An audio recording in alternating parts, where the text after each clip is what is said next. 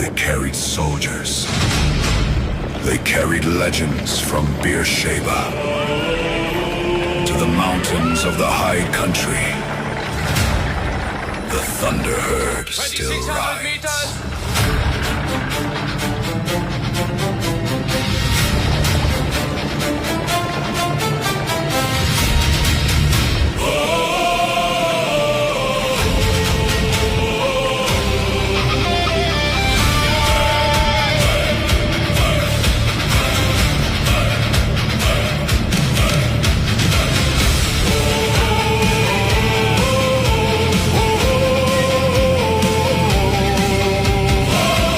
Where granite peaks meet storm-filled skies and snow gums bow in winter light. 1,000 shadows cross the dawn, their wild hearts burning through the night. Their blood remembers campfire smoke, long dusty trails and stockmen's hands. The freedom of a younger world still running through this ancient land. Listen, the mountains know their language. Listen, the valleys speak their names. They are the thunder rolling beneath the southern sky. From Beersheba's fields of glory to the mountains standing high, no chains can hold them, no walls can tame them. The spirit of the light horse rides. They are the thunder herd, and the mountains know their names.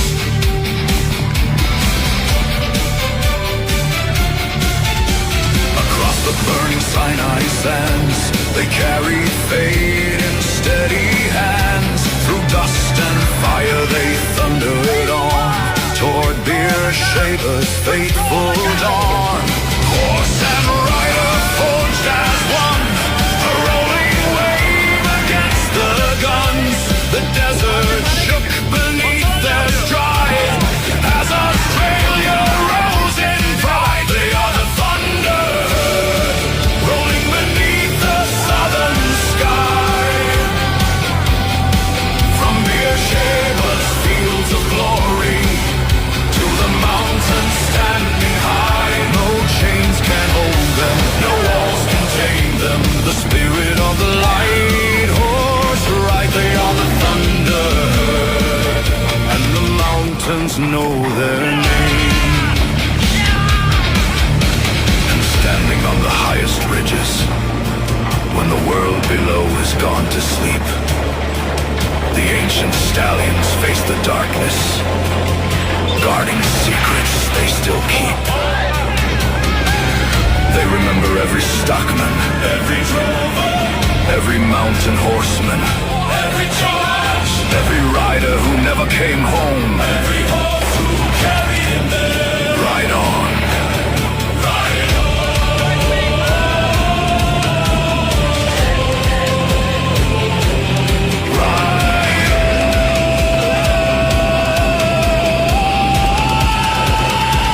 They are the thunder, the heartbeat of the southern land. The wild soul of Australia. The wild soul of Australia. The oath that time has never bent. When lightning crowns the mountain peaks and storm clouds gather dark and wide, the spirits of the old light horse still ride beside their stride. No king commands them, no empire owns them, for freedom runs within their blood, as surely as rivers shape the land. They are the thunder herd, and they still ride, and they still ride.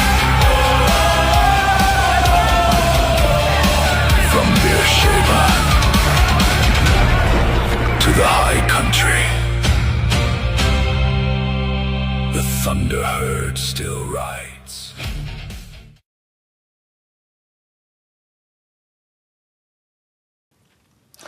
And a very good Monday morning. Hope your weekend was a good one. Mine was. I had a magnificent Sunday yesterday. Alan Moran will appreciate the joy that we have when St Kilda win. And we did win. St Kilda had a massive victory. In fact, many are saying probably their biggest, best win ever. Well, they're not really saying that, but if you're a St Kilda supporter, when you win a game, it's a beauty, to say the least. Anyway, I'll be sensible. No, I won't. Because we did. We won very well. I thought that that we might get thumped at one stage, but no, St Kilda, great win there, ever. I feel very sorry for Max King. By the way, those who aren't St Kilda supporters, suck it up. Max King, he'd been out for over 2 years where they did a knee and then he did a hammy when he came back in the twos and not looking great at the moment. So, but that's as Darren Hinch would say, that's life. New South Wales farmers, new President Rebecca Reardon says uniting primary producers and bringing young farmers into the advocacy space will be two of her main priorities as she steps into the top job. Australia has been hit with a higher US tariff rate than the UK, Canada and India, as the opposition questions why no government reps appeared at American public hearings. Interesting. I could go on forever, but I won't say a thing about that. Donald Trump, President of the universe. Anthony Albanese, Prime Minister of his imagination. Canola prices have surged while wheat futures climbed globally. I can see the phone line ringing right now. Stop it. Delivering welcome relief to growers, but challenging buyers across Australian markets. Now, trillionaire, who also wants to be king of the universe, and he's going the right way because he's got the most money, and we use Starlink. More about that later. We're excited. Elon Musk says AI will overtake human intelligence in 5 years. 1 billion robots will be doing your job, and money will be meaningless. So that's pretty scary, isn't it? Think about it. Hello, welcome to the show. That's right, a bit like Jaime. He was the one, if you're going to blame someone, blame Jaime, Max Smart. Jaime was a robot. Not really. Anyway, next up, we'll talk economics and things sensible. Might throw in the odd football bit there just to bring on the joy. Next up is Alan Moran. This is the Country Telegraph. Our long-range forecast for August to October currently shows below average rainfall is likely across large parts of southwestern and eastern Australia. Above average rainfall is likely for the northwest. Temperatures are likely to be above average for most of the country. And El Niño continues and is likely to persist into summer. June temperatures were above average across much of Australia, except for parts of the west and north that were close to average. It was the 5th warmest June on record. June rainfall for Australia was the highest since 2016. While June has been drier than average for parts of the east and southwest, a mixture of cold fronts and cloud bands brought above average rainfall to large areas of the mainland. Root zone soil moisture is currently above average across much of the interior and parts of the south, especially in South Australia. Below average soil moisture persists in the southwest and has emerged across parts of the east. August to October is likely to have below average rainfall for large parts of southwestern and eastern Australia and parts of the tropical north. Rainfall is likely to be above average in the northwest, into the interior, and also along the northeast coast. For July to September, near median to high streamflow is forecast for most sites in northern Australia and much of the south to southeast. Low streamflow is likely for many sites in the southwest and parts of the east. Daytime temperatures for August to October are very likely to be above average across most of the country south of the tropics. Cooler days are likely for some areas of northern Australia. Nighttime temperatures are very likely to be above average across most areas. Sea surface temperatures for August to October are forecast to be warmer than average across much of the globe, including near southeastern Australia. The El Niño in the tropical Pacific is expected to continue until at least summer, while a neutral or positive Indian Ocean dipole is also possible. We update our long-range forecast regularly. Select your location to find out more. Visit www.bom.gov.au/climate/.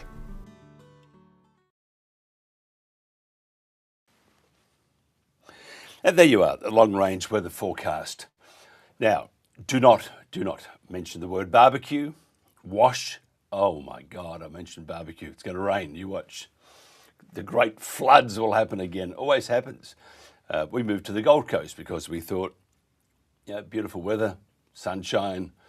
Melbourne was just very iffy, 10 seasons in one day. Let me tell you, Melbourne has had better summers than the Gold Coast. But it's not as cold here as Melbourne gets. So sort of the yin with the yang, isn't it? Instant Polls is our official sponsor. If you want to increase your bottom line, boost your communication with your frontline staff, and gather valuable data from your most important resource, that's your employees, visit instantpolls.online to learn more. A great facility too.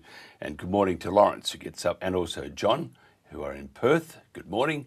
About time you got up, sleeping in. This week's poll on the Country Telegraph, and we're going to change our name too soon. We're going to have a more broader base. Our name will change in the next 2 weeks or thereabouts. And we'll also have an app and all sorts of bells and whistles. And perhaps it'll work too. Now, this week's poll on the Country Telegraph is, do you want the Brumby Cull to stop immediately? I could do it 10 times. I'm not allowed. I can do it once. Of course we do. Now, just use the, that's me anyway, just use the QR code on your screen to vote. Each vote is secure and anonymous and verified by 2FA. Now, we are changing things. This time you'll have a week to vote before the result is broadcast on the Country Telegraph after 8 a.m. next Monday or Tuesday. The link will also be published on our Facebook page after 6:30 a.m. Share the link and ask your family and friends to participate. It's just a fantastic facility. I think we're about the only ones in this country that has that. We're very, very fortunate. And thank you very much to Lawrence and the online team, instantpolls.online team, and John. It's a wonderful facility, and we can certainly gauge the temperature on particular topics right around the country. This is the Country Telegraph. Give a hoot, don't pollute our great oceans. We must remove these garbage wind turbines that threaten our wildlife and fisheries.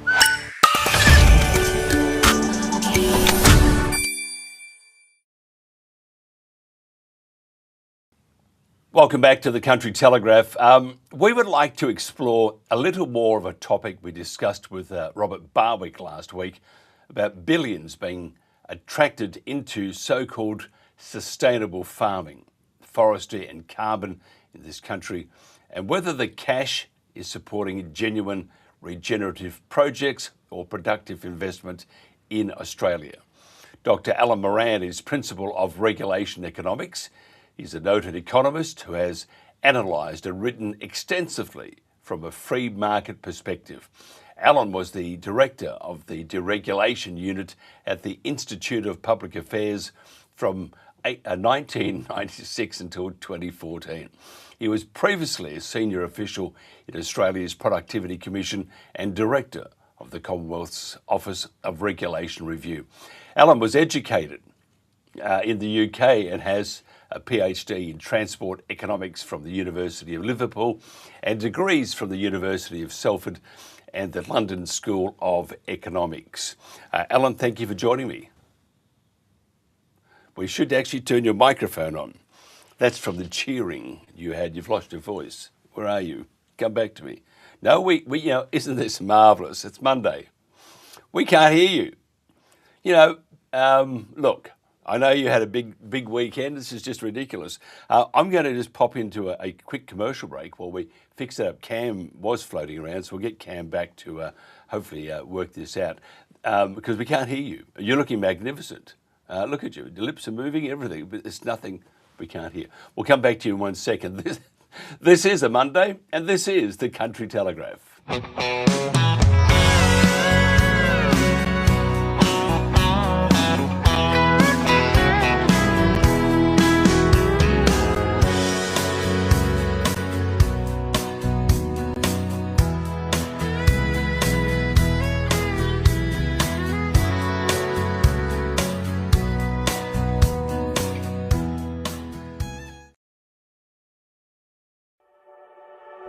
Kona Creek's 46,000 acres, but it's not about the scale, it's about the project you're working on that day. It's breaking the problem down into small bits, solving that problem, and then moving on to the next one. Yep, and then also the patterns are all the same. It doesn't matter how big, small the place is. You're looking for the same patterns everywhere in Australia. Whether you're a high rainfall or a low rainfall, it's the same patterns, just a different landscape. We're Ra and Tina Briggs, Kona Creek, west of Springsure. We are fortunate that we've got these watersheds. It's important to have a whole of system approach to it because it all fits together, you know. And it's really important that you have a plan.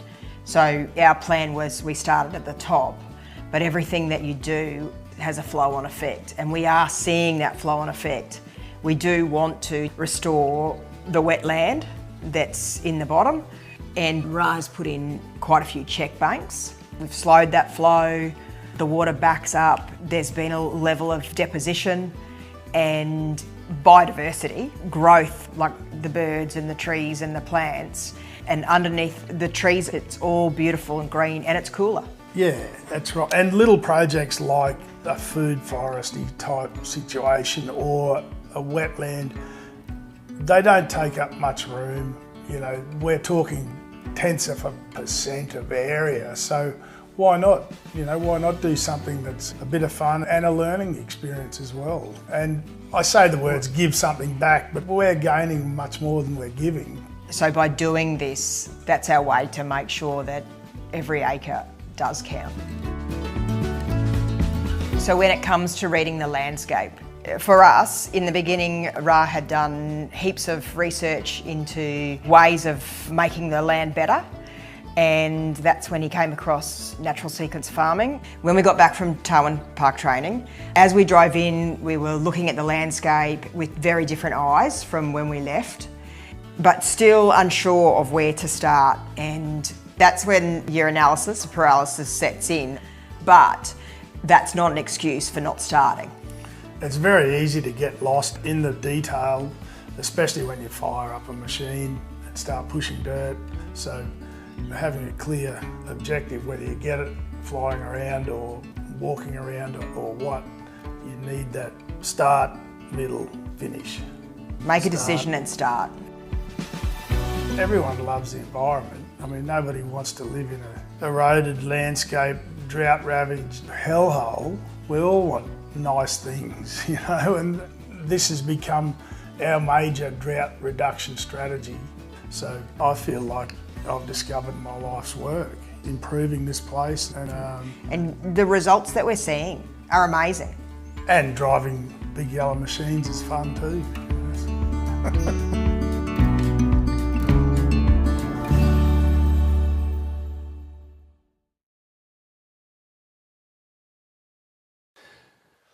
And we're back again. Doesn't mean it's going to work, but we've actually threatened with torture and all that sort of stuff. So Alan Moran, do you read me loud and I clear? can read you. Can you hear me? You sound magnificent. Wow. Who do you follow, by the way, in the footy? St Kilda, of course. The mighty Sainters. He's a long, long drought, though. Stop it. See, you got to mess up my morning. Today, I'm picturing being there with the club holding up the trophy the last day in September. I don't think that's going to happen. But we did play well. We did play very well indeed. In fact, many are saying in my household that we are the best side ever. You probably disagree, but anyway, you're a lot smarter than I am. I don't think I'm smart. I mean, more realistic.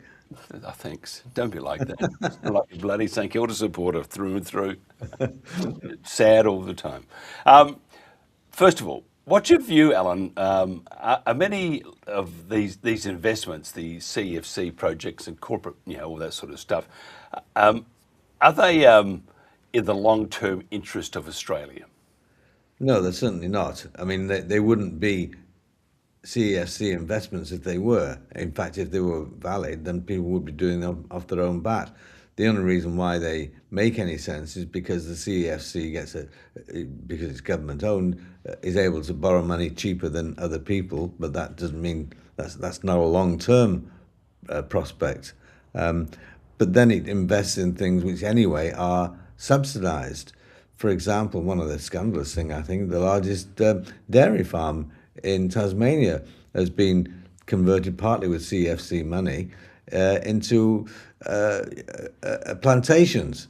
Well, that might make sense. You can change the use of land, and you should from time to time, but the only reason why this has occurred in this case is because the plantations get a subsidy. So basically, we've taken productive land, highly productive land, out of commission, and we've actually just leaving it fallow, essentially. This is happening all over the place, and it's not a new phenomenon. We've seen this before. Something like 10 years ago, as a result of, actually, it was Howard government measures. As a result of those, the large swathes of New South Wales and Queensland were taken out of commission. They were prevented from clearing the land. The farmers were, as a result of the two state governments pressured by the Commonwealth government enacting planning legislation which prevented that. And that was actually in pursuit of what was called the Kyoto Agreement, which was to actually reduce the amount of carbon in Australia, carbon dioxide in Australia. And the best way to do it, in fact, the only way we've really done it so far in any big sense, is by stopping farming. Well, what a way to run a country. We basically cease operating commercially in order to pursue some sort of idiot idea about we've got to reduce our carbon dioxide emissions as though we're going to make any difference. Yeah, it's all based on a giant big fib. And it's interesting, the Tassie one, because the Clean Energy Finance Corporation, which is the federal government, stumped it up. They wouldn't have won the bid. And what they did, they ripped out 3 dairy farms and the cattle, replaced it with pine, and we're going to replace it with pine and turbines, wind turbines. That is not in Australia's best interest. How do they get away with it? Well, they get away with it because the government's enacted plans which has said this sort of activity, commercial activity, will be punished, whereas that other sort of activity, which is based on non-commercial activity, will be subsidised.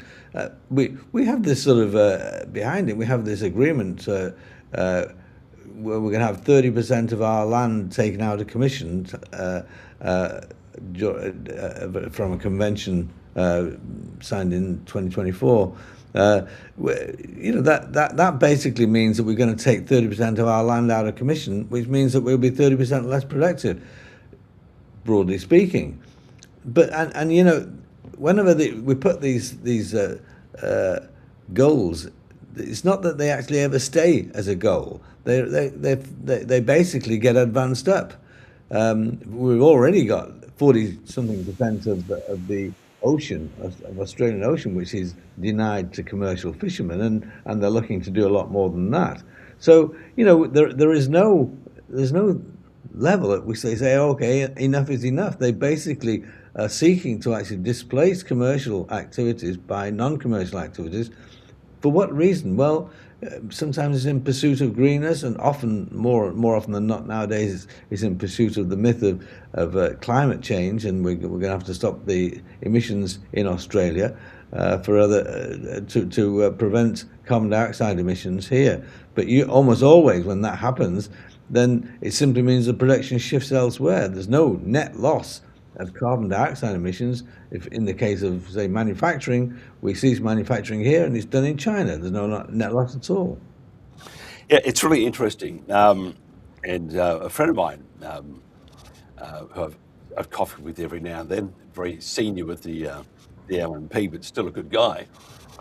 He was saying that he's seen the documents from the ALP, and it wasn't yesterday's documents. It was within the last couple of years, and how they said that their preference is to import food rather than grow it. And if you look at which I find very concerning if it is true, And then you look at the excitement of buying back 30% of Australia's land, which would include farms, and obviously replacing it with bush, weeds and whatever, to take us back to the time before Captain Cook, and then even back to the dinosaur era, although many would argue that in Canberra they're enjoying that era already. But it's very interesting because if looking at that document, and just saying, okay, perhaps it's true, because it's a ridiculous document, then if it is true, but if it is true, and they're shutting down or going to buy 30% by 2030 of Australia's landmass, which will include massive amounts of farm. And if you look at Tasmania as the example, you're going to find that our food security is going to be threatened immeasurably, aren't we? Of course. I mean, we actually already import about 80% of our fish that we eat. I mean, we have the largest fishing grounds in the whole world per capita, probably almost by definition, not even per capita, and yet we import fish. Yes, of course that's going to happen. That's the real problem. And indeed, don't imagine that they're going to buy this land in commercial terms, because basically what they do, and indeed what happened in New South Wales and Queensland in the past, they'll change the planning arrangements within the farms and say, well, no, you can't do that anymore, you can't do this farming, you can't do that farming. Your land is now devalued quite considerably, but we'll buy it off you at this new devalued rate. Aren't we generous? And that's basically what happened in New South Wales and Queensland. And to the shame of the Howard government, they basically conspired to do this, obviously with Labor, but we're now talking about the Uni Party, where we had Labor and the coalition combining to actually destroy value by forcing having planning permission to farm retracted, and then buying up the land at that now depressed price.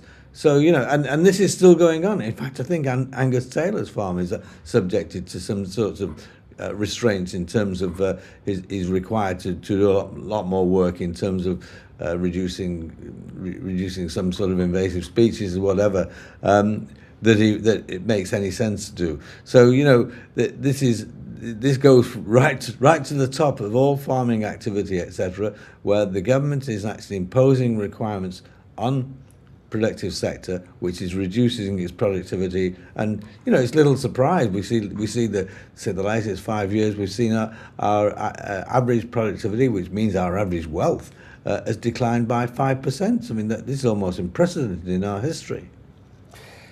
Yeah, it's really interesting. They've actually spent, I'm just looking at some figures here, they say they've spent just under $1 billion already. This is the CFC. That's incredible money. And it's, I probably would dare say that it's most of it's used to undermine Australia. Absolutely. All of it is used to actually take out productive activity and replace it by unproductive or less productive activity, and that's the whole goal of the government's programs. There, it's a program which is designed to impoverish us. Yeah, it's.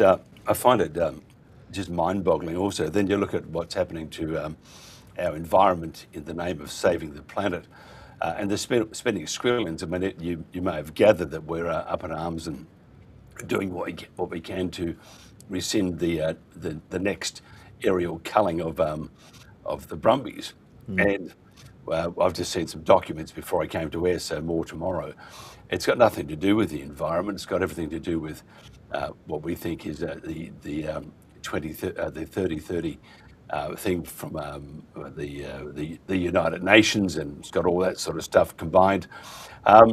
Yet the propaganda from government, whether it's in Tassie or whether it's about the Brumbies or whether it's about other animals such as the donkeys in WA and stuff, it's not about the environment at all. It's just about an ideology. But then you have to argue within myself, which I do often, and I lose some of those arguments. But they're not, even the ideology is not really an ideology. It's based on greed.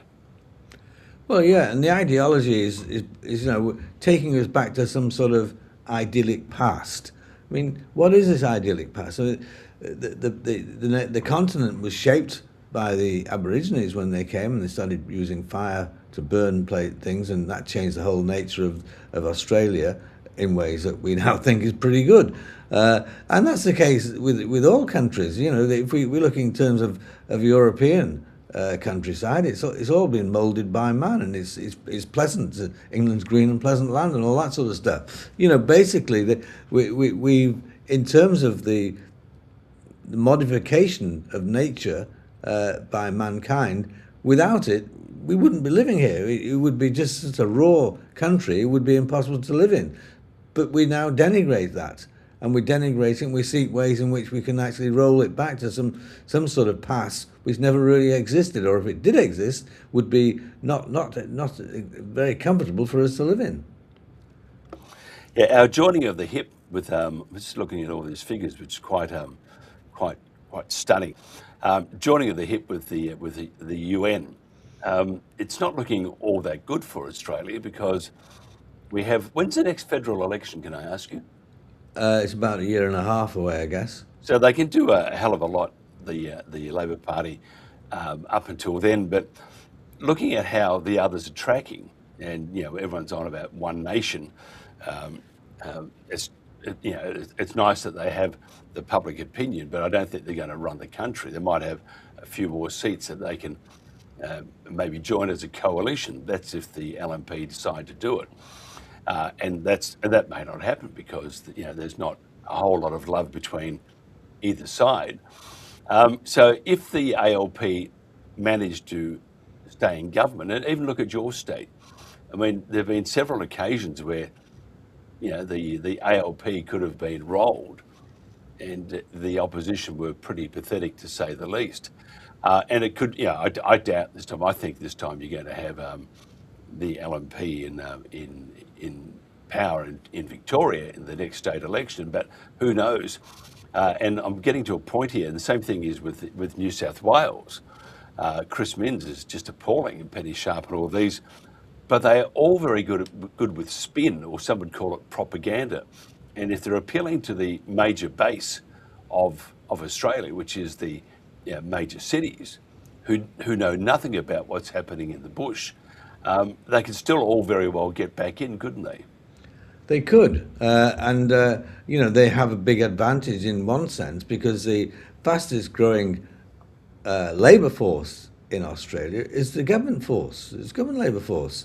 And if you're working for government and somebody says we've got a better idea, we're going to come into power and we're going to actually reduce a bit of government spending, you think, well, that's not good for me.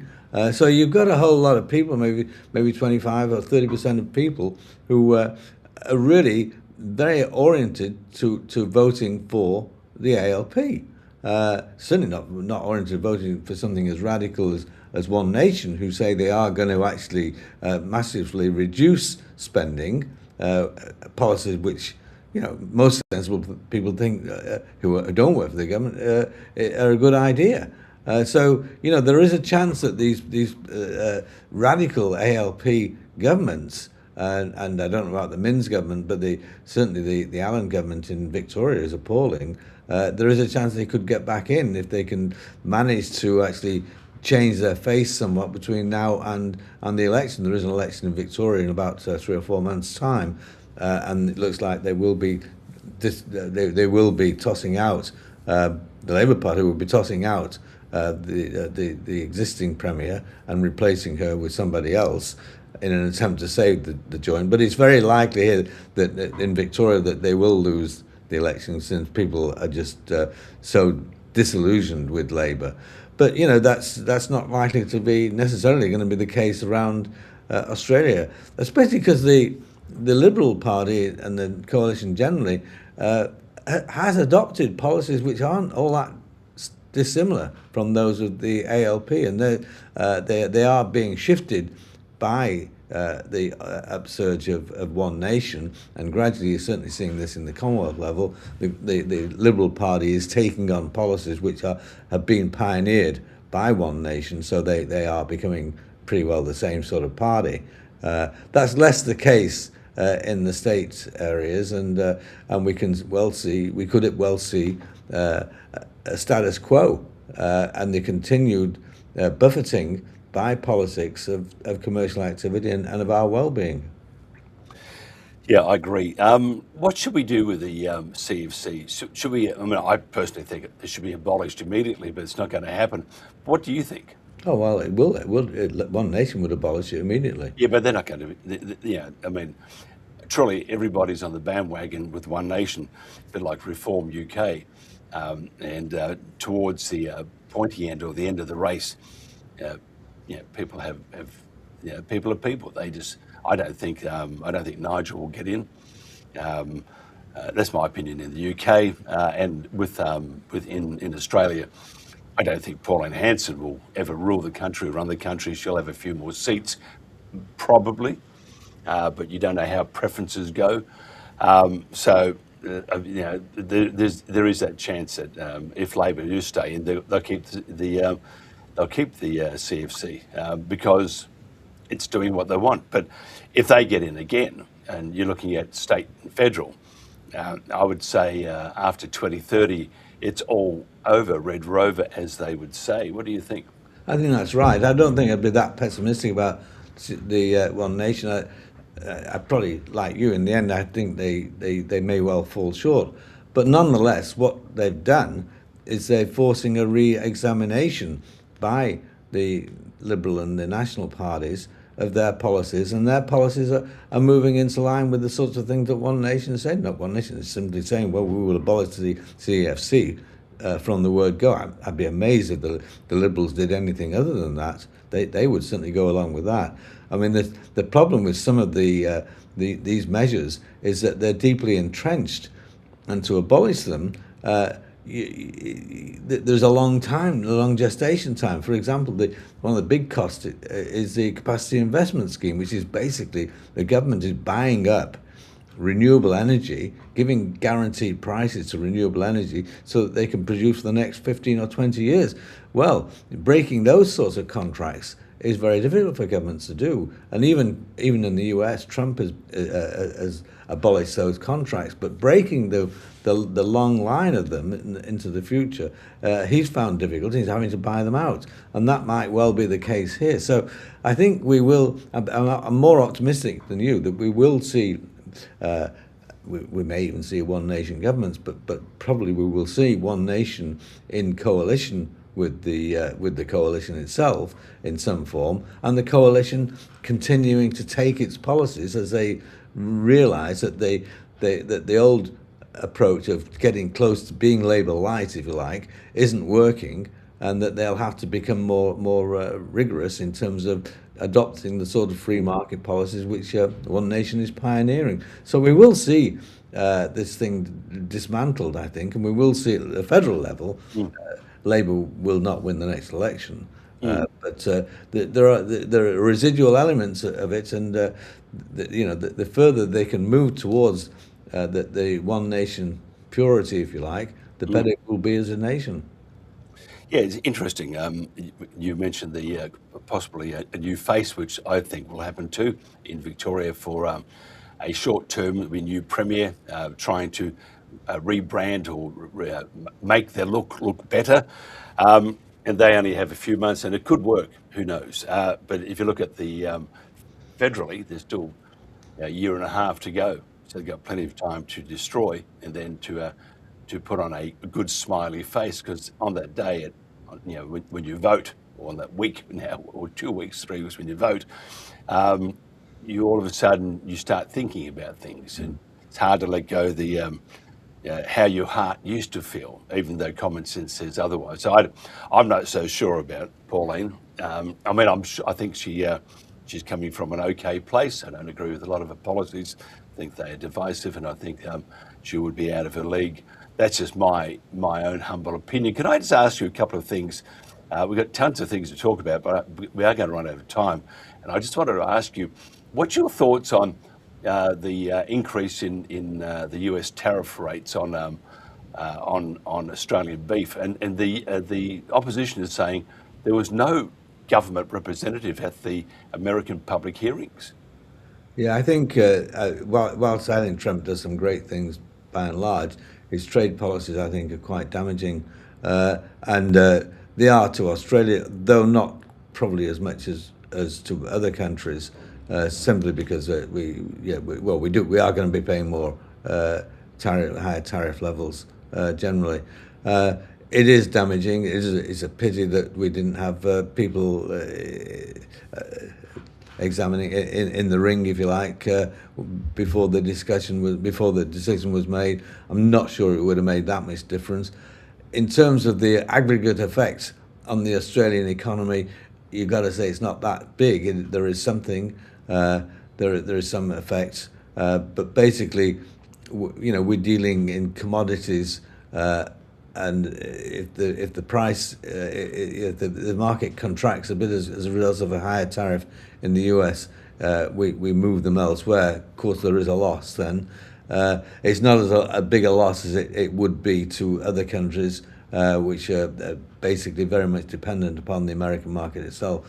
Not a great deal of our exports go to the US, and those that do go, more or less are guaranteed. There are some aspects of them that aren't, but the area of concern is really elements of the manufactured goods, steel products, etc., which basically there will be losses there rather than the agricultural and mining areas.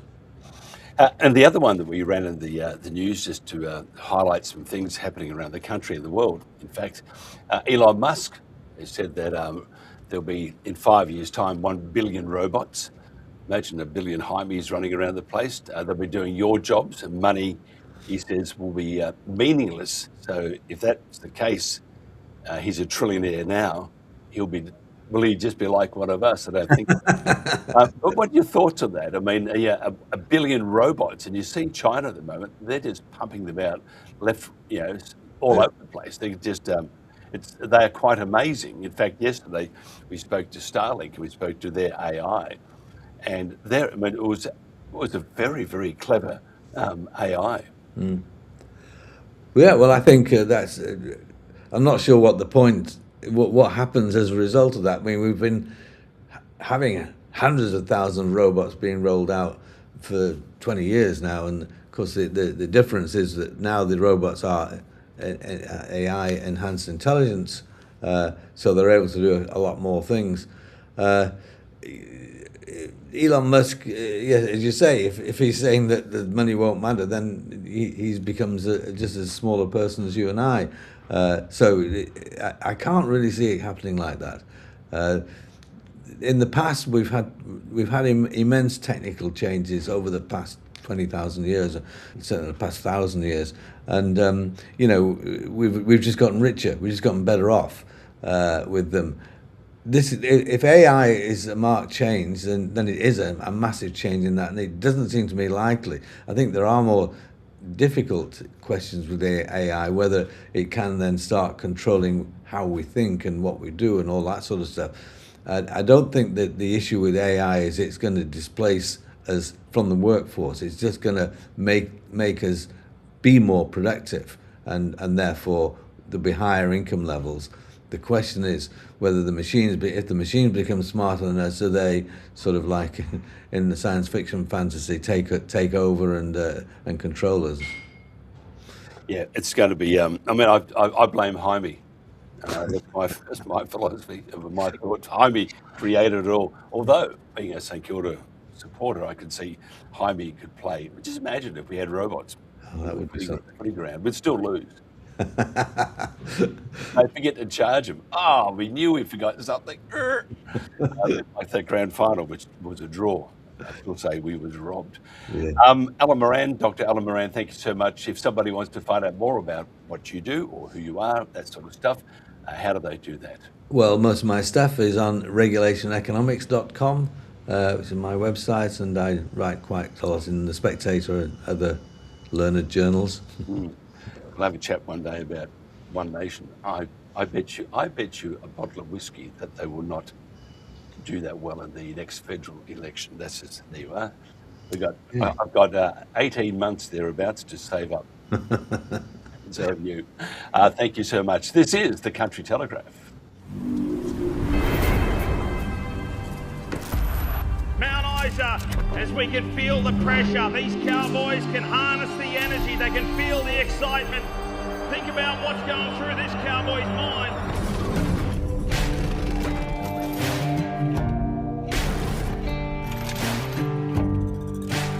The gate opens and you see the bull coming out. Honestly, I just hear silence.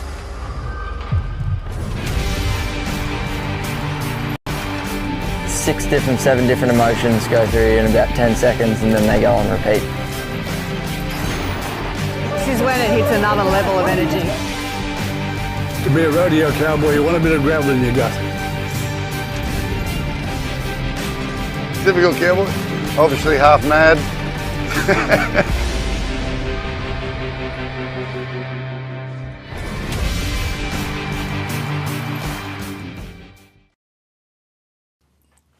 I like a Cobra, nice equipment, as the nun said to the.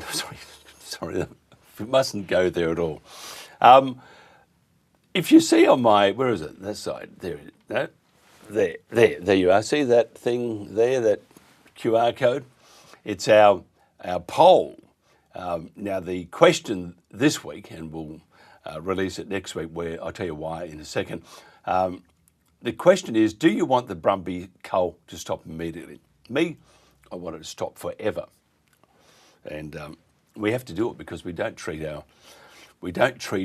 relatives of our war heroes this way. We don't treat our fellow Aussies. And the Brumby is an iconic Australian. And we need to make sure that we stop it. It's cruel anyway. Knock, knock, who's there? RSPCA. RSPCA who? So we've got to stop this cull immediately. So it's on all this week, in fact. And the reason is, part of the reason, because we want more, a lot more time to think about voting. Some people like to have that, think, oh, maybe I will vote, maybe I won't vote. So it gives you a bit of time to think about it. You should, because it certainly gauges the temperature of the country. And as I said, the question is, do you want the Brumby cull to stop immediately? Just go to the QR code and it would tell you to do the rest. On Saturday, we're broadcasting live, probably at 9. We're sort of thinking at 9:30, but it's pushing it. So around about 9 on Saturday morning, we're doing it from Tumbarumba, which is at the foothills of the Snowy Mountains. Magnificent part of the world. We've got Can Coburn and all those in that area, and then you get the Snowy, and it's just fantastic. We're broadcasting there because right across Australia, you can see on Facebook and other social means, you'll see that there are all these rallies, not protests. I mean, they are protests too, but rallies, throughout Australia in support of stopping the cull immediately. We must. So we're going to be talking to a bunch of people who are at this rally in Tumbarumba. We'll also cross, we hope, to all the other rallies around Australia, or as many as possible, to gauge the temperature there, whether it's Queanbeyan or Ballina, Melbourne or Brizzy or whatever. We will hopefully do that, and it'll be interesting because we're using Starlink. We went and grabbed one ourselves, and after I almost melted down because it didn't make any sense.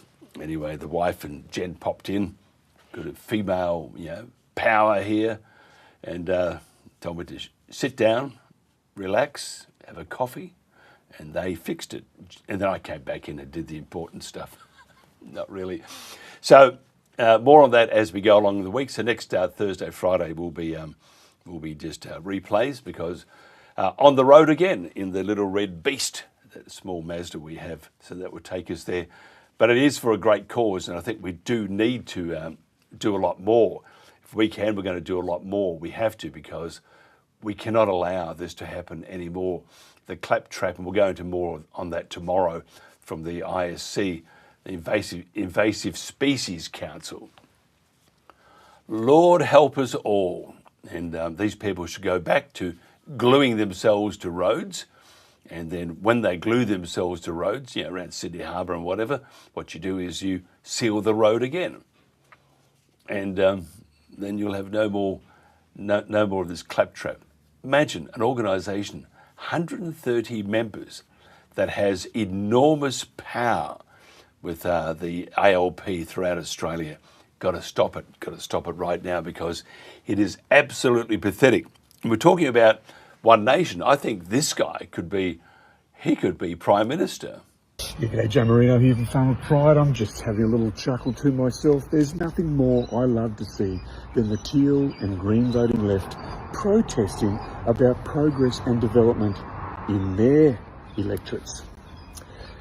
But when farming and regional community people protest about the teal's utopian renewable energy dreams being built in our communities, we're labelled anti-progress, backward and deniers. Surely it's anti-progress to not want affordable housing being built here in Paddington.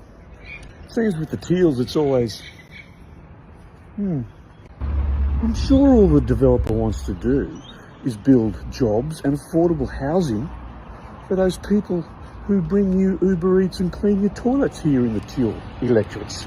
Surely we all need to share the burden of affordable housing and renewable energy projects, and not just send them all over, to where that sun's going down over there. Preserving Paddington. Yeah, well, we like to preserve our regional areas as well.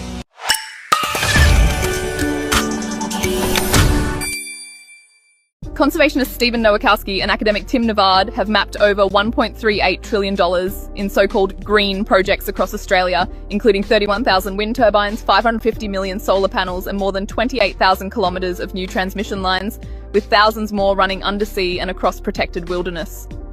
Turbines run only 30 to 40% of the time, panels just 18 to 25%, demanding vast overbuilding and replacement every few decades. Nowakowski calls it hypocrisy of the highest order. Untouched mountain forests now being bulldozed in the name of green energy. After decades documenting the outback, he says he's never seen a threat like this. Dead birds, bats, even endangered species lying beneath the blades.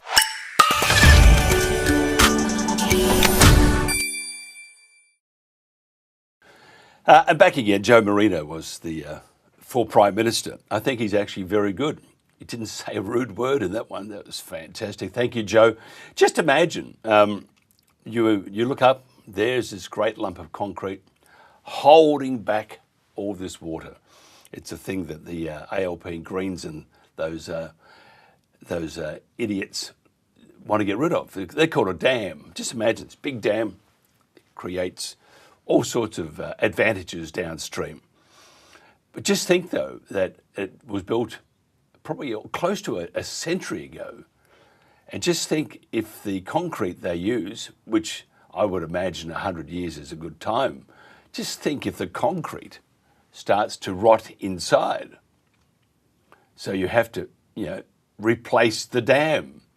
And just think if this dam was in, say, Yass, was in New South Wales, where the Minns government was in control. Just think, it's terrible. This is this dam that is starting to fall apart. Burrinjuck Dam is 98 years old. It was completed in 1928, and the concrete is deteriorating from the inside out through a process called alkali silica reaction, which is an irreversible chemical expansion that causes cracking and weakens the structure over time. In 1937, engineers discovered structural weaknesses so serious they drew up evacuation plans for 20,000 people living downstream, and the dam has only aged since then. Right now, Burrinjuck holds 1,026 gigalitres, but the catchment it sits on covers nearly 13,000 square kilometres and routinely delivers far more water than the dam can store. In October 2022 alone, around 1,200 gigalitres flowed into Burrinjuck in a single month, more than its entire capacity. And the excess had nowhere to go but downstream into communities that ended up flooded. That year was Australia's costliest natural disaster on record, with $5.56 billion in insured losses and 10 million tonnes of grain destroyed. The proposal is to rebuild Burrinjuck with a new wall that takes capacity from 1,026 gigalitres to 4,000 gigalitres, which is an additional 3,000 gigalitres of storage.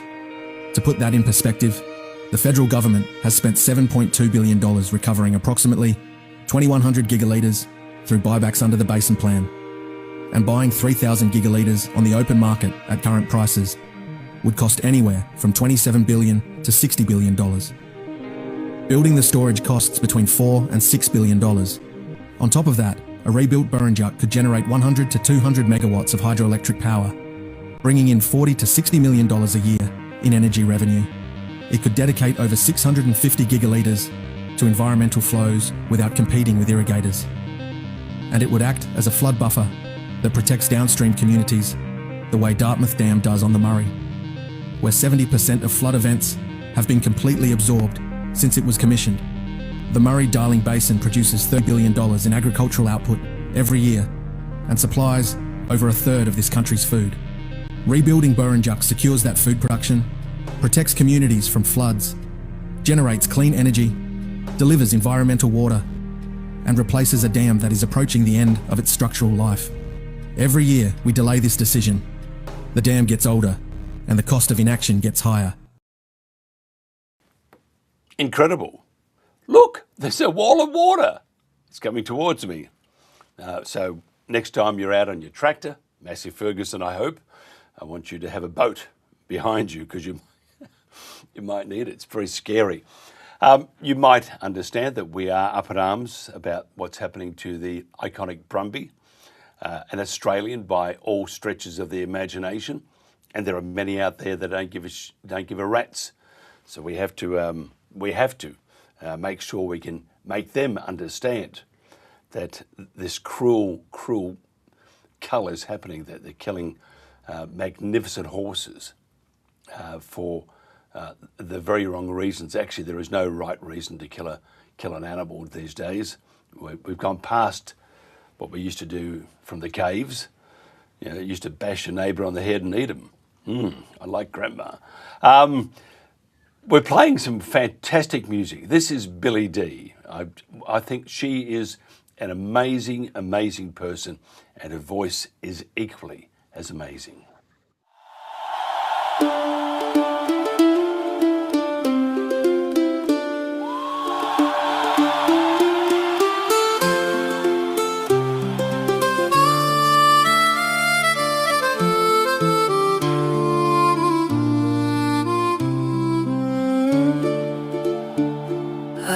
Among the brumbies, hear the wild call of the land.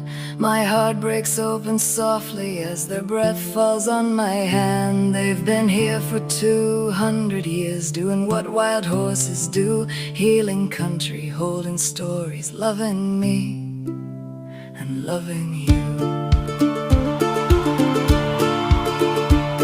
But now they stand in terror as the choppers fill the sky, and the bullets keep on falling, and they run and they die. Oh, please let our brumbies live, let the wild ones still run free, for the shooting only wounds the land and you and me.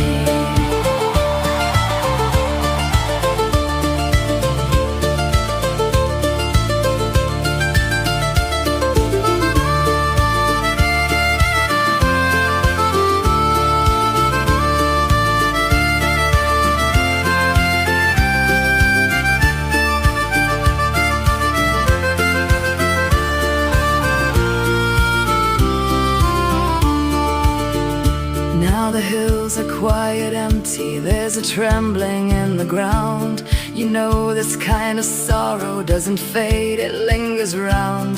The blood sinks deep in silence, leaves a stain we cannot see, but the earth, she holds the memory of what was and what will be. There was a stallion strong and watchful, with a mane like wind and flame, and his mare so soft and gentle, each one knowing her own name. Such a family in the wild, such a life they wore each day. Tell me why we choose destruction when there is another way. Oh, please stop the shooting now, there are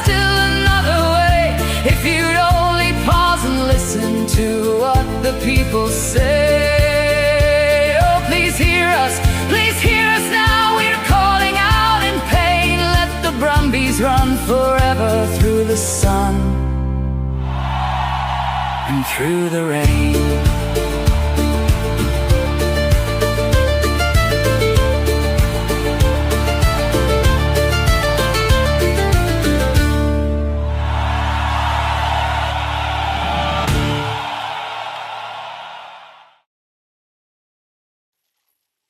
Yeah, Save Our Brumbies, Billy D there. I just love that track.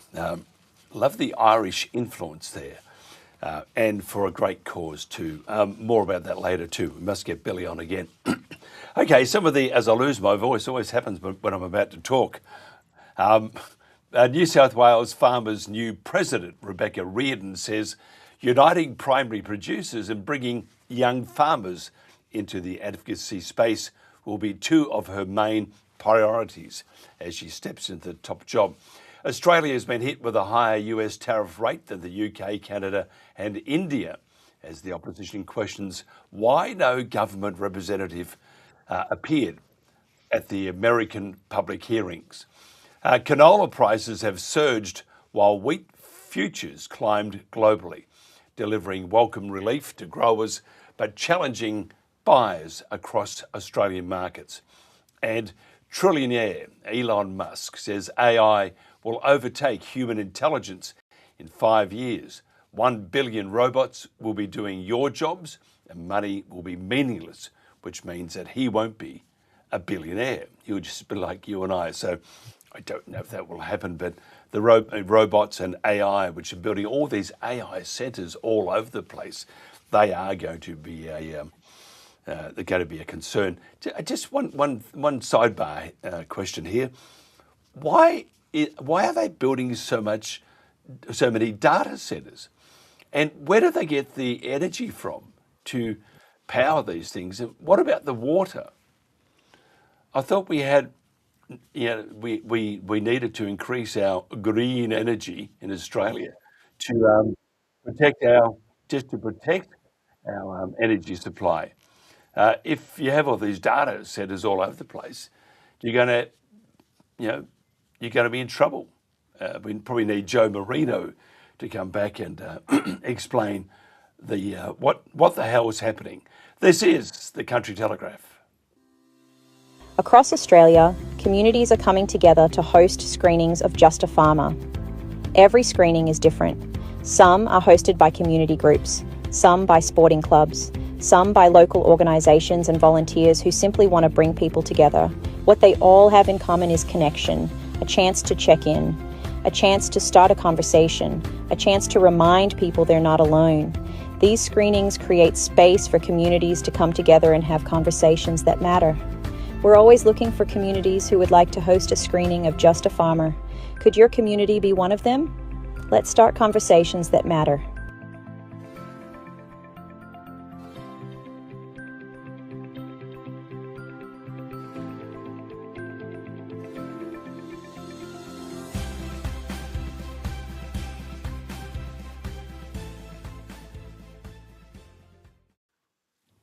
And welcome back to A Country Telegraph. Hopefully I'll get through this next hour. The poll results from last Friday. The question was, are you concerned about the overuse of pesticides in agriculture? We got excited yesterday. We thought they were going to ban paraquat. No, just one of the manufacturers of paraquat, that terrible, terrible, terrible chemical or group of chemicals. Anyway, it's still upward and onward with paraquat. More about that later too. Now, in summary, the poll had a high engagement rate with a clear preference for the answer yes across all demographics, in particular from the 60 to 69 age group and evenly from both genders.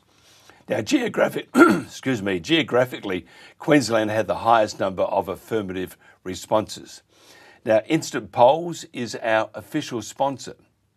If you want to increase your bottom line, boost your communication with your frontline staff and gather valuable data from your most important resource, that's your employees. We are loving Instant Polls online. And you can go to them, by the way, instantpolls.online, to learn more. Now, this week's poll on the Country Telegraph is, do you want the Brumby Cull to stop immediately? Just go to the QR code, which is on the bottom corner of my screen. Just use the QR code. Each vote, by the way, is secure and anonymous and verified by 2FA.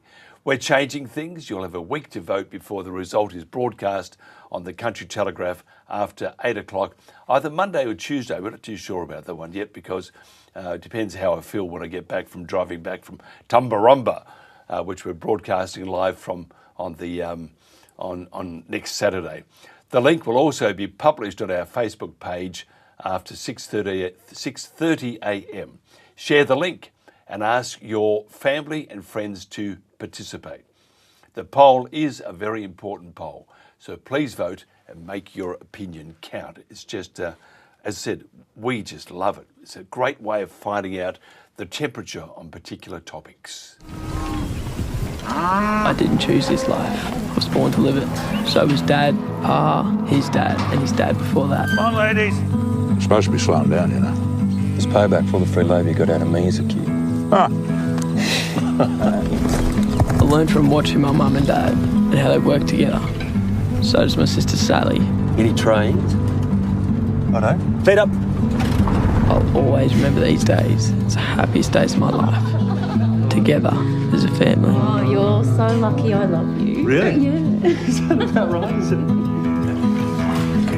don't know how you're going to deal with all this. Deal with what? $6 million debt? Most farmers are in this amount of debt. As farmers, we gamble with the weather every day, and it's a risk we take.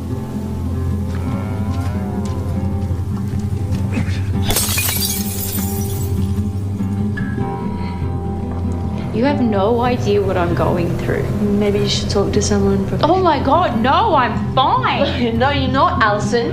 You and your dad's coward. Play a game of footy, all right? Where's heaven? What? Where's heaven? The sky, I think. Can we go there?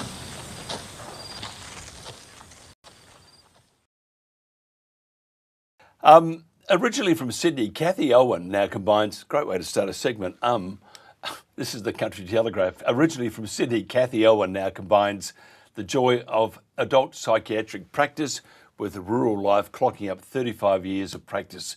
Educated at Sydney University, she has worked in adult psychiatry in Sydney, Canberra and the surrounding New South Wales rural region. Working in Dubbo as a fly-in, fly-out let's get this name right, Brewarrina, and in community mental health in Queanbeyan and Goulburn, has highlighted the challenges of mental health services in rural and remote areas. Now, Kathy served as Professor of Medical Education for the ANU Medical School and worked in the Rural Clinical School, promoting students learning in rural locations around Australia.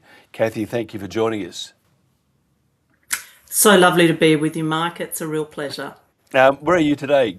You in Canberra, Queanbeyan, Goulburn? Where are you? I'm like you. I'm portable, and a bit of a digital nomad. Today I'm on the northern outskirts of Brisbane, taking in the seaside. Isn't that magnificent? Actually, I see Goulburn. We always stop there when we go to anywhere that's longer than 12 hours driving. So Goulburn's an amazing part of the world. I mean, in fact, that area is just a gorgeous part of the world, isn't it? Goulburn's a fantastic inland city, one of the first inland cities in settled Australia. Mm-hmm. And you, like many people, probably stop at the Big Merino, a true site in the main street just off the highway. We do, and we fill up there. There's the Mercure, there's a plug for them right behind it. We stay there. We've got soft, bouncy beds, so you can just fall asleep quickly. But it's an amazing part of the world. Not the big Merino is pretty cute too, but I think Goulburn and that part of the world. Can you just tell me about your podcast, Barking Mad, and some of the insights available on there? Barking Mad, in many ways, is a good example of the opportunity to spread the word about a positive word about mental health and mental health services in a very low-key, somewhat irreverent, curious, interesting way. It started from the experience as a psychiatrist. You go to a cocktail party, and what do people say? What do you do? And when you tell them that you're a psychiatrist, almost the next words out of their mouth is some curly question that they've wanted the answer to for some time. Often something like, so can you read minds? Is mental health real? Do medications really work? Is it all snake oil? So the podcast started trying to address some of these really common myths and misconceptions. And Peter Dowling and I have a lot of fun co-hosting the work together, and there's a whole bunch of super interesting topics that viewers may well just dip into and find some pearls that helps them on their own mental health journey. In the bush, because I'm from the bush originally, I left as soon as I could. I needed to enjoy some mod cons because where we lived, we didn't have that many. But my dad always, he would always say, if you're going through a tough time, whatever, just suck it up. Just, and you might have some issues that are floating around between the ears. Just, be a man up. That actually is very damaging, isn't it, to mental health, to say, I've got to man up, I can't talk to anyone. And I would imagine if you look at the rate of suicides in the rural sector, a lot of those suicides could be attributed to, got to man up, don't be a wimp, which is probably the worst advice you can give someone. Mike, it is both a strength and a challenge, I think, of rural life. I've spent the last 20 odd years also living rurally, and I see it around me. What are some of the joys of living rurally? That we are a resilient, somewhat stoical bunch. That we make the best of what we've got. We make, do, and mend. They're all super qualities. But as you rightly say, the next step of that is, just toughen up, have a spoon of cement with it, toughen up, princess. And that can really be a way of reaching out and actually thinking, I need some support. And that's one of the challenges of delivering mental health services in the bush, of getting past that rugged image, I suppose, of particularly Australian rural men, but I think women as well, who think they just need to actually get on with it. Yeah, I have a brother that lives in a part of Victoria, and he has some. I'm not going to say what they are, but has some issues, medical issues, as with his body. He's not as young as he used to be, whereas I am. But it's interesting that for him to see a specialist in the bush, it can take some time, and the waiting time. And if you need to see a specialist, you really haven't got that luxury of that waiting time, which they say, well, you have to wait. Specialists will be on the next plane because we haven't got enough here at the moment in our community. Do we have enough? I mean, I could probably say no, but do you think? How do we address the lack of these services? The specialists, and whether it's psychological, whether it's physical, for mental health, all these sort of things. How do we address that lack of opportunity for those in the bush to actually go and use? It's a terrific question. Look, 28% of Australians live in rural and remote locations, and 28% of health services are not there, particularly medical practitioners. They're clinging to the seaboard for grim death and think going to work rurally is going to be the end of their career. There's a bunch of things that are happening to try and address it. Going right back to the start, the universities are trying to do a better job of actually recruiting kids from the bush into all the health streams. So there's often special placement schemes for getting young people of that rural background into health in the hope, maybe a vain hope, but there's some evidence now that it's not vain, that we can get people back comfortable working in rural settings. The next step is being creative about service delivery, and I suppose my own career reflects quite a bit about that. I'm old enough to go back to ISDN, STD calling lines to set up the first version of what then was a true telehealth. It was down the telephone line. There was nothing digital about it. And we combined telehealth consulting outreach with occasional in-person contact. So you had that kind of magic mix of actually being able to see the practitioner in the real, so to speak, that you were consulting, but most of the time catching up with them, on screen. Now that, of course, post-COVID has become more and more of an art form, with virtual health services now being more readily available. And to some extent, they are a fantastic resource. Do they really replace being in the same room? Probably not, particularly with some elements of physical medicine. They don't. You can't kind of lay the hands on through the screen. And more recent research has shown that farmers in particular are not thrilled about digital delivery. They would like on-farm access. They'd like in-local town access. We talk about embedded programs where mental health lends itself well to this, where you run a mental health awareness stand at the local field day. You run it at the sports carnival, at the footy match, at the men's shed. So places where people are going to be, where there is no stigma to be there, where it's okay to walk by and ask a few questions or pick up a brochure or get some resources. Those kind of tangible things are proving to be very successful in rural and remote communities.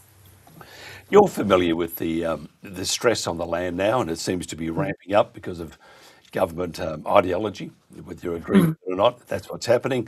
The intrusion into their space with transmission lines or wind farms or solar or whatever is quite severe, to say the least. And then you have all sorts of other things. For example, we often get comment, lack of good internet, which then stresses the farmer out. To make matters worse, most of them have a gun, which is what they need. Yes. And if you mix that with depression, gun, a couple of drinks, and the frustration and the wondering why government is targeting them, which it is, and there's no two bones about that part. That must be like a keg of dynamite in a match. Yeah, look, they are all fair comments. We know, we talk publicly now about self-harm and suicide much more frankly than we ever did. 50 years ago, there was really no study about self-harm. It was unspoken.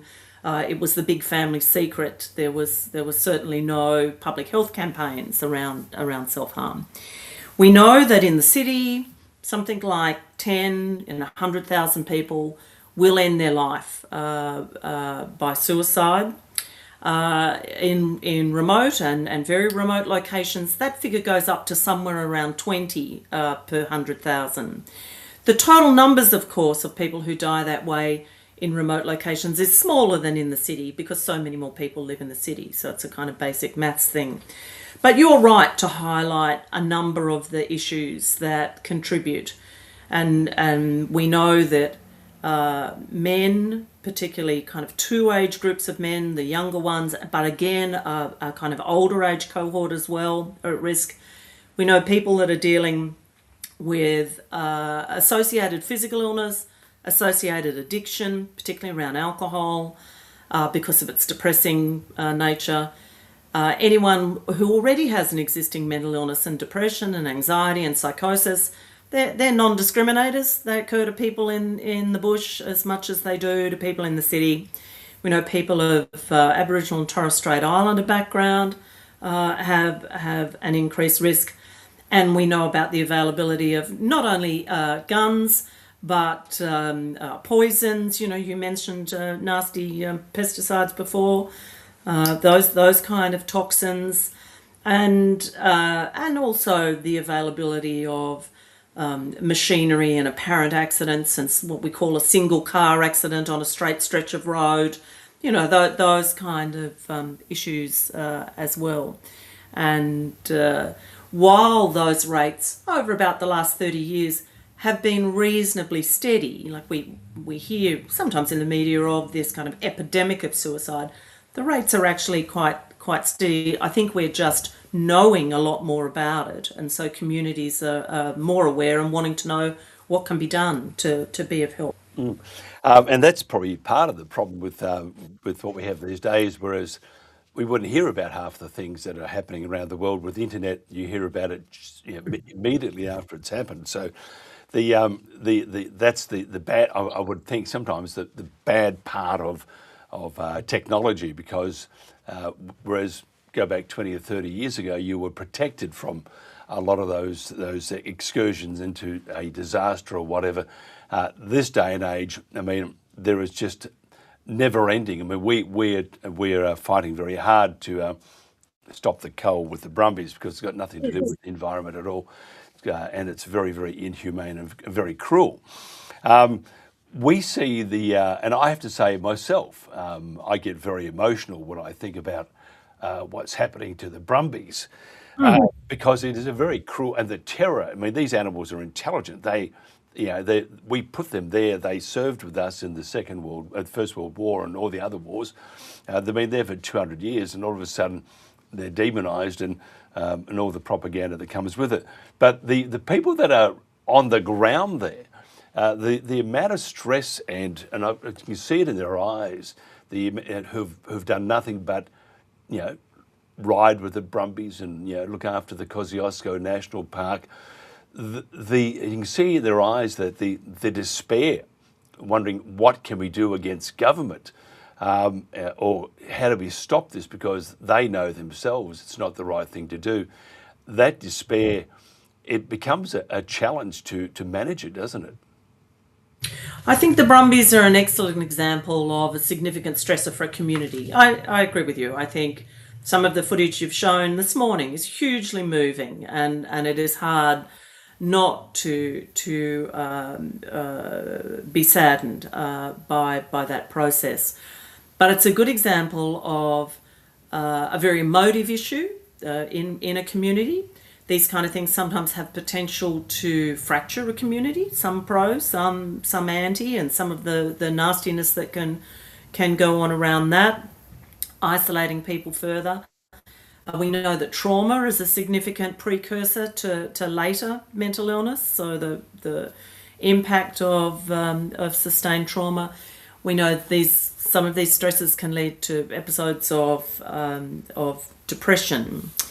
And I think one of the interesting things about rural communities is they're often facing a number of stresses. Those same people at the moment who are worried about the culling of the brumbies are probably also worried about the fuel price or a commodity price, or whether the kids are actually going to a satisfactory school, or whether granddad is going to be able to access the health services that he needs for his bad heart, and how they're going to make that happen, how the whole transport for that is going to work. And it's that multiplicity of events that I think really kind of in many ways, typifies some of the stress that people are facing. Here's a question which would be, I think, very helpful to everybody. When you feel this despair coming on, and it's like a train gets faster and faster, and before you know it, it's run over you, what are some of the defence mechanisms we should do just to mitigate this impending disaster? I think we start with the really simple things. We often jump to, the American view. Do I need therapy? Do I need a psychiatrist? Do I need counselling? For starters, when those negative feelings come to you, let's get some of the basic building blocks right. Let's get sleep back in order. let's try and reduce alcohol, knowing that that is both depressing and at times risky, and not only in terms of self-harm, but also in terms of relationships, shooting your mouth off, damaging friendships, all those kind of things that make you even more isolated. Let's get some exercise into the picture. Let's get some decent food going and focusing on real food. Very importantly, let's stay socially connected. So stay going along to Lions or the Men's Club or the CWA, all these great agencies that are, have got centuries of supporting people through hard times. That's, that's one of their key things. And then beyond that, start looking smartly at the resources that are available. People like the Country Telegraph doing this segment today is a health service. It's a positive outreach of talking up the wisdom of seeking help, of not feeling ashamed or embarrassed about seeing it as a normal kind of health experience. Start with your family doctor. Start with some of the online resources if that is the kind of thing that suits you. There's a fantastic online health program called Mood Gym, very well researched, very well established out of the Australian National University, that provides great services. Tune into something like Barking Mad, our podcast, and pick a few episodes that maybe address the kind of things that you're worried about, and have a listen and be a bit reflective. Along to the family doctor is a great start. GPs are really much more upskilled in mental health practice than they've ever been, and will be in touch with the kind of mental health resources that are available in your area, be it in the real or be it virtual. Absolutely fantastic. I must have a listen to your Barking Mad podcast. It would suit... many shows. I love that name, by the way. It's absolutely fantastic. A bit like Katie Hopkins had, and she has Batshit Bonkers, UK Bonkers, something like that. So yeah, Batshit Bonkers, I think. Yeah, that's right. And by the way, we used to work with Katie in the past life. She's fantastic. If somebody wants to listen to, or watch, tune in to Barking Mad, and also find out more about you, how do they do that? Oh, dead easy. Go to your favourite podcast supplier and Barking Mad. Watch out, there is a Barking Mad podcast that teaches you how to stop your dogs from barking. So make certain you've picked the right one. Has a big moon on the logo. Stop the dog barking. Says Barking Mad. If that feels too hard, at the website Barking Mad Podcast, all one word.com. All the episodes are right there, top of the page, and very easy to tune in. And we love to hear from listeners, as I'm sure you do, using the instant polls strategy. And if people have a question that they would like to leave, that's all great. If they've got a suggestion about an episode that they'd like to hear developed, that'd be fantastic too. Yeah, absolutely wonderful. I mean, there you are. I mean, the dog barking is something you could talk about. How do you stop that dog? Because it drives you nuts after a while. We had a schnauzer once, and miniature schnauzers are very loud. They bark and they bark and they bark, and used to bail up our neighbours in the elevator. It just stand there and bark at them. It was terrible. I mean, it needed help, let me tell you, and we did too. Kathy, I think it's just been fantastic. Thank you so much for your time, and we'll do more of these if you don't mind. Love to. That's because I think what you have is fantastic, and to think we can cover all these issues in 20 minutes or so, it's just not going to happen, is it?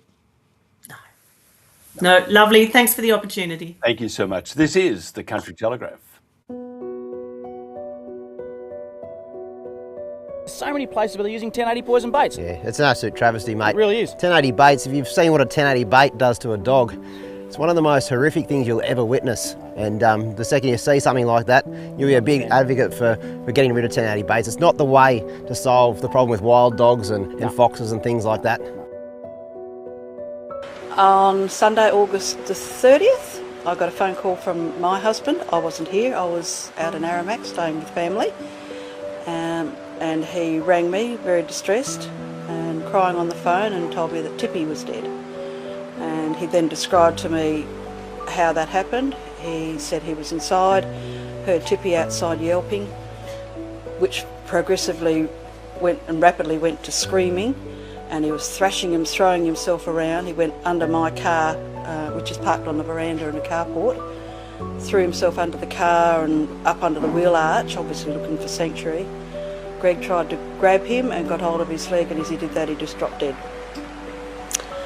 So he rang me and told me about this, so I was obviously quite distraught as well. And then he had to go into town, into Bundaberg, to pick up for a pre-arranged appointment. And when he came home a couple of hours later, Faye, our Maremma dog, was also dead.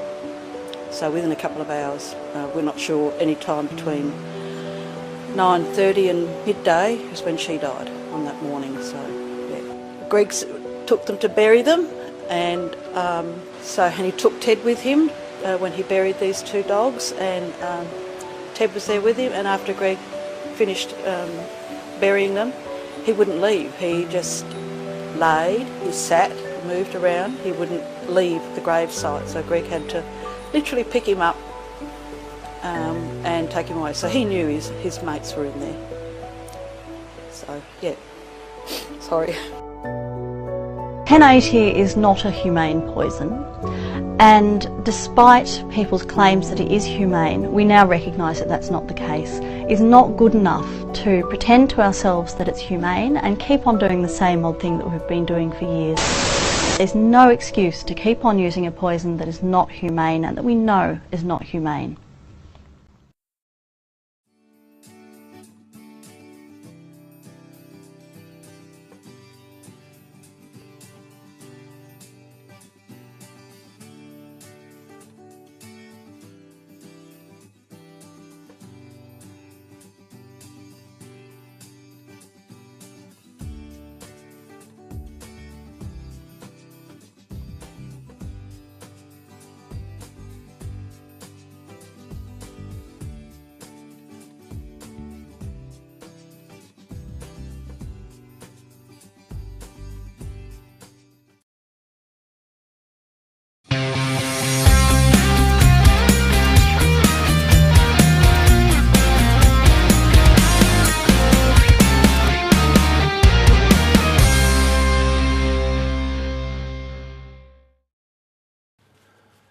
Welcome back to the Country Telegraph. We are going to change our name soon. We're going to just call it something else. We're just going through. It's like, I like that one. No, I like that one. We can't use that one, so I don't like that one. So they're the things, and we're having these discussions within ourselves, which is maybe we should give Kathy a call. I could do with some help. Dr. Ariane Wallach is a wildlife conservationist who focuses on vilified wildlife. She is an Australian ecologist, Churchill Fellow and founder of the Dingo for Biodiversity Project, a science and conservation initiative that is working to promote coexistence with dingoes and other persecuted wildlife. Ariane, thank you for joining us. Thank you for having me. You're just a little far from your microphone because your sound is, so if you just come a bit closer, we'll do that on camera. It always looks good. You're doing amazing work. What's the problem with Australia at the moment with wanting to, we often say, Jen and I talk about the killing season. It's just not stopping. Well, Australia has developed a kind of modus operandi, a way of doing things that perhaps has to do with the fact that this is an island continent.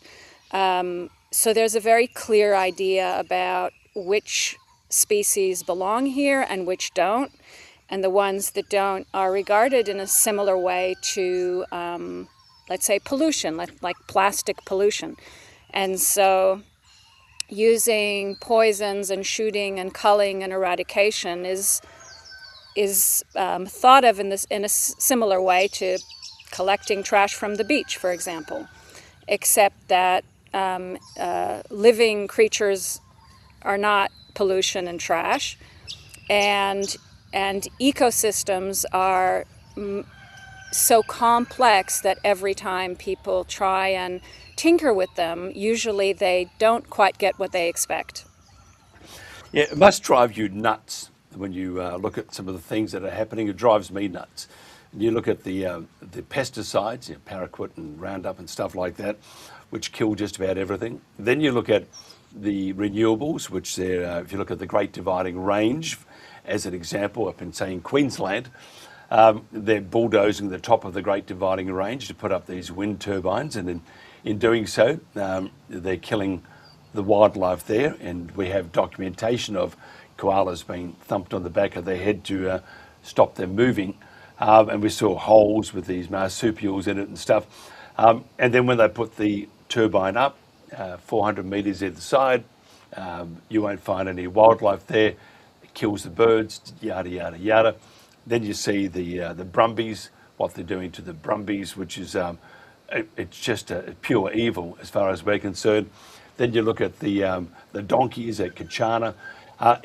You must think, and all this, by the way, is to save the planet. You must think, which planet am I living on?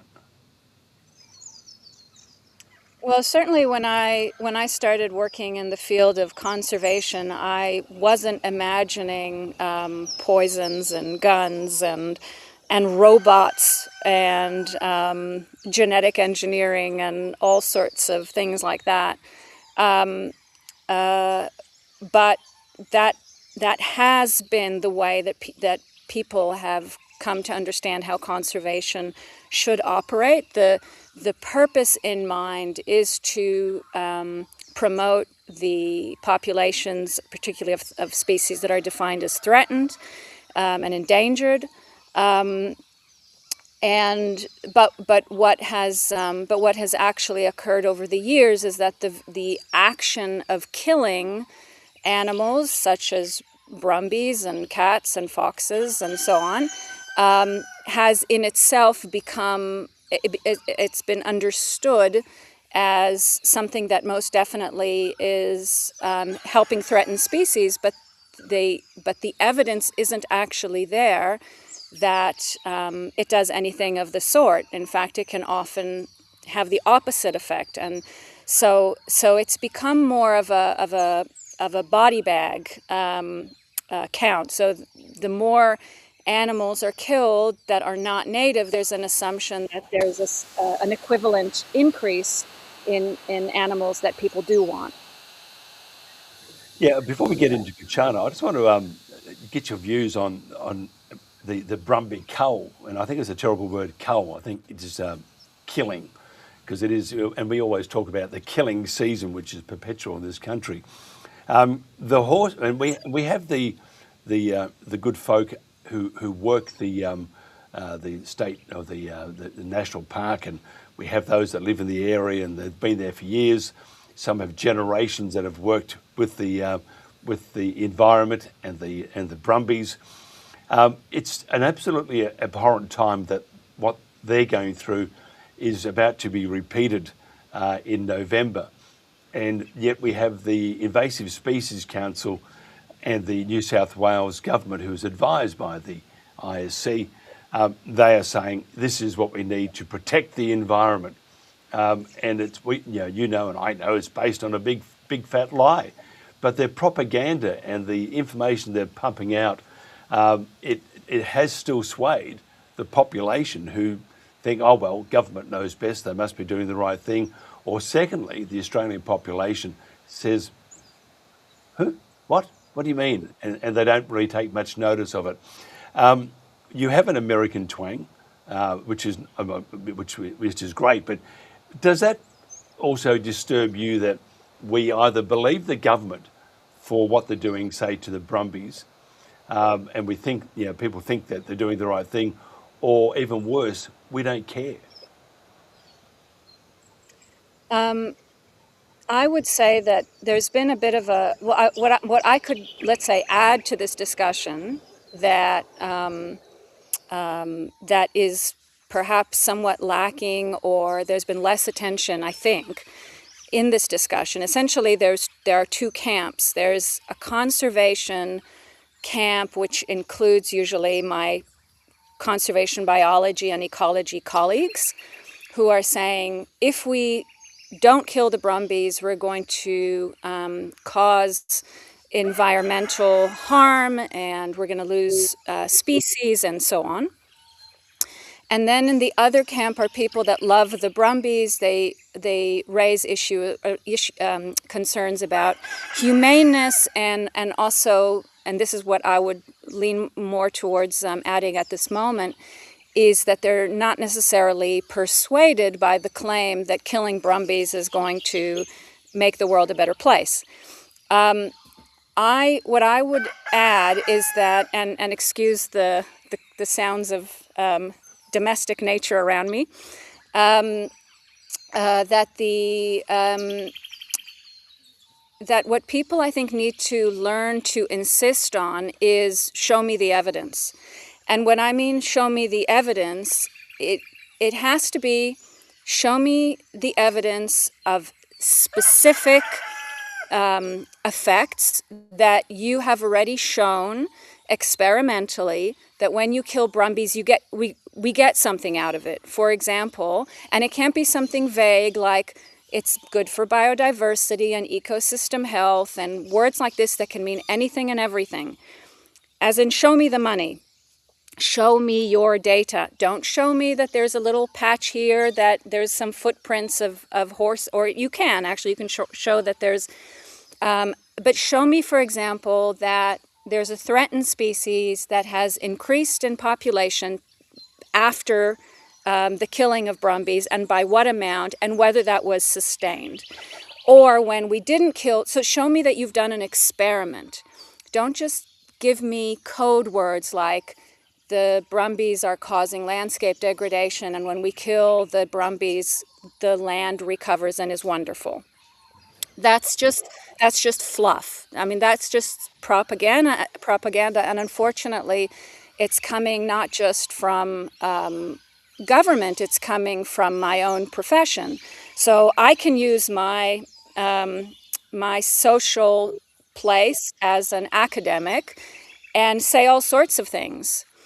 But what I'm asking is that, for example, in an interview like this, Mike, you should ask me, show me the money. So if I say that if I was to stand here and say that killing brumbies is going to help preserve threatened species, you can ask me which species exactly and what was the experiment, and look up the actual data. And what you will find, certainly in the case of brumbies, is that there is nothing.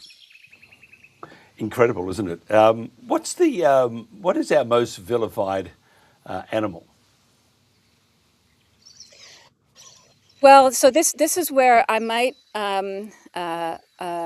slightly, or more than slightly, annoy the listeners of this program who are very interested and care a lot about the brumbies, and they want to point out that what is said about the brumbies is not fair because they are not as bad as some other creatures that we all agree are known to be harmful. And those, the top on the list would be foxes, cats, and some would also say cane toads. My research has shown that the evidence about even foxes and cats, so the animals that have been it's not even been claimed something vague like with brumbies, that they cause landscape damage, which again can mean anything and everything. In the case of cats and foxes, the claim is that they have caused extinctions. And we recently published all of the primary evidence, and it shows that we actually don't have strong evidence, and in many cases any evidence, that they have caused extinctions that everyone has now come to accept is why some species are endangered and why some species are extinct. So the evidence is not in my field. The evidence for a lot of the claims, and including, by the way, claims that I used to make myself, assuming that the evidence was there, is not there. That's absolutely astounding, and I'm stunned. But I do agree. And actually, I did think that too. But I think it's just it's incredible. And I see that the federal government is to protect the environment, especially around Kosciuszko at the moment, which seems to be in the just about smack bang in the middle of the sites of these shooters. Federal government now is for environmental action is also funding it to more than $100 million. So you got the New South Wales government plus all the private crackpots who are donating to such organisations as the ISC.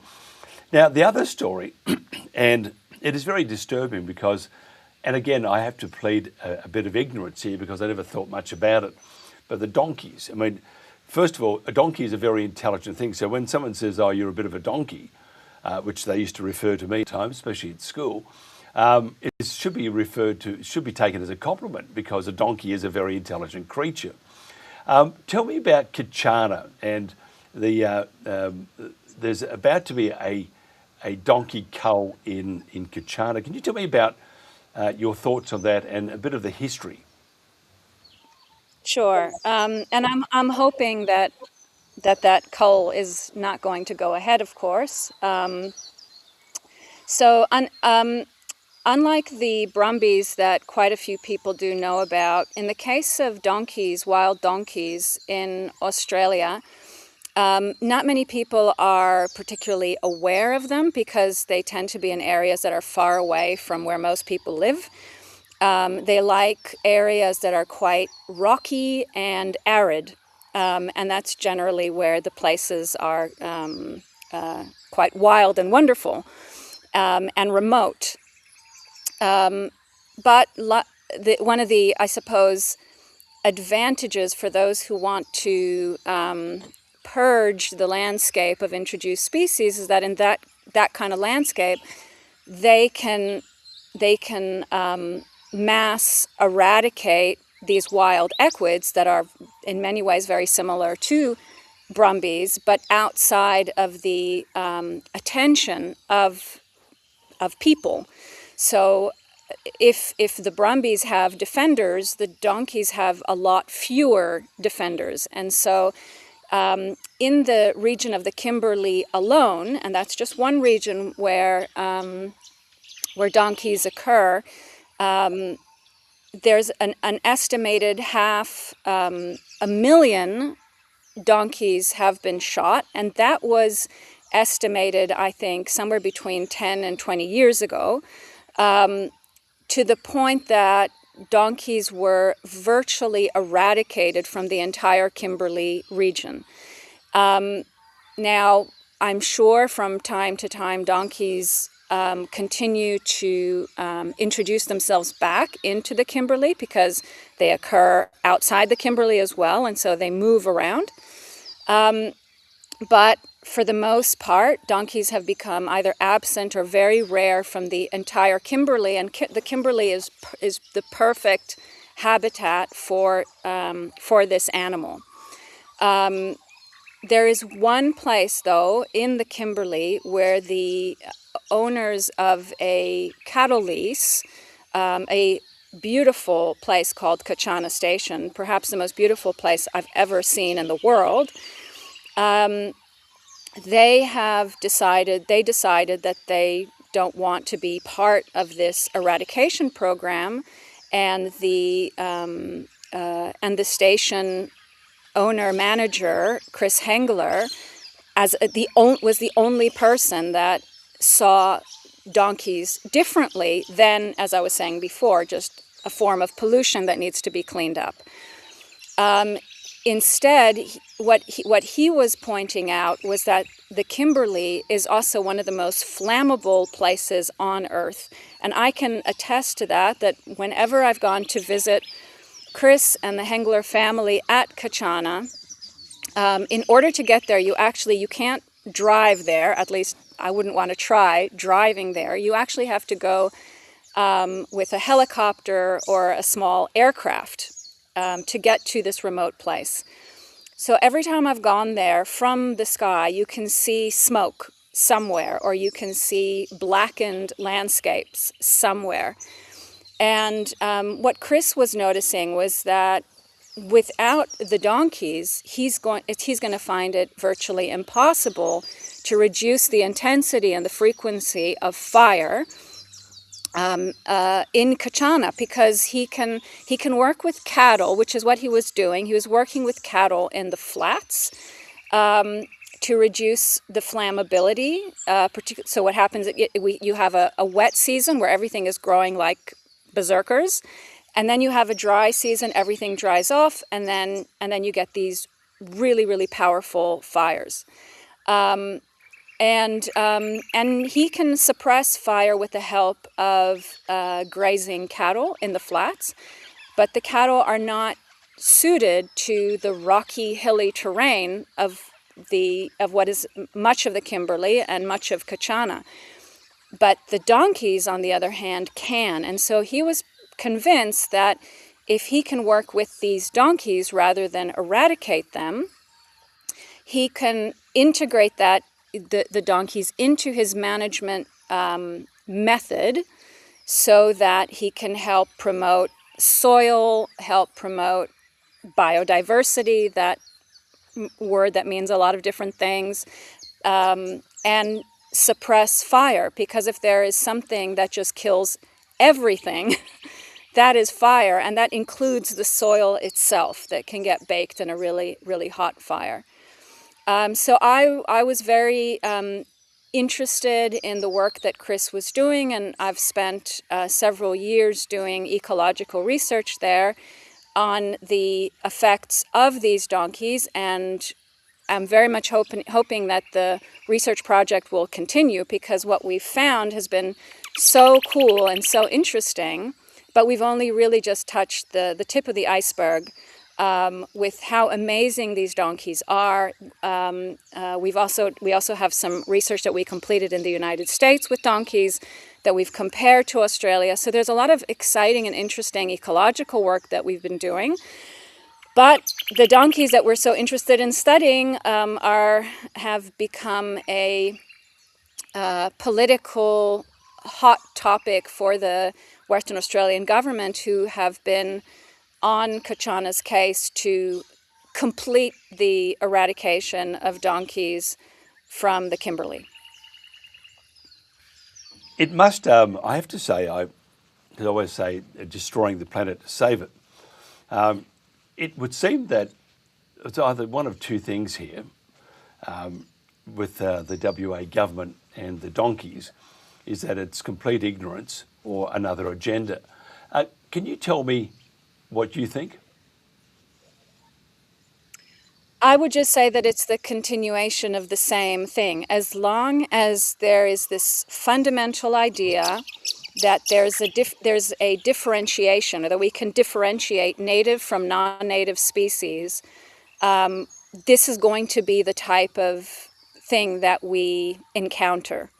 And what I would like to propose to people that are listening, that still do also regard the world in this format, that there are native species that fit into the ecology of Australia, and then there are introduced species that, by the very fact that they were brought here by humans, have effects that are aberrant, different, unique, and I can say, and I'm very happy to show the actual results if anyone is interested, that we cannot find a biological difference in data between native and introduced species. So the test would be this: if introduced species are different ecologically, we should be able to close our eyes and know nothing about the history of a particular species, but look at measurable ecological effects, and that can be a whole bunch of different things, and then compare between species and point out, wow, here are the ones that are different. And when that sort of research has been done, and some of it including ones involving big herbivores, like donkeys and horses and deer and other introduced, we call them megafauna, we can't tell the difference. And the other thing that I think the listeners would be interested in knowing, and again, my apologies for the contribution of the roosters, is that Australia itself used to be full of big beasts. And so the world that conservation is trying to maintain is a world that is actually quite new. And until roughly 10, 20, 30, 40,000 years ago, depending when and where, much of the world, including Australia, was full of megafauna, very, very big animals.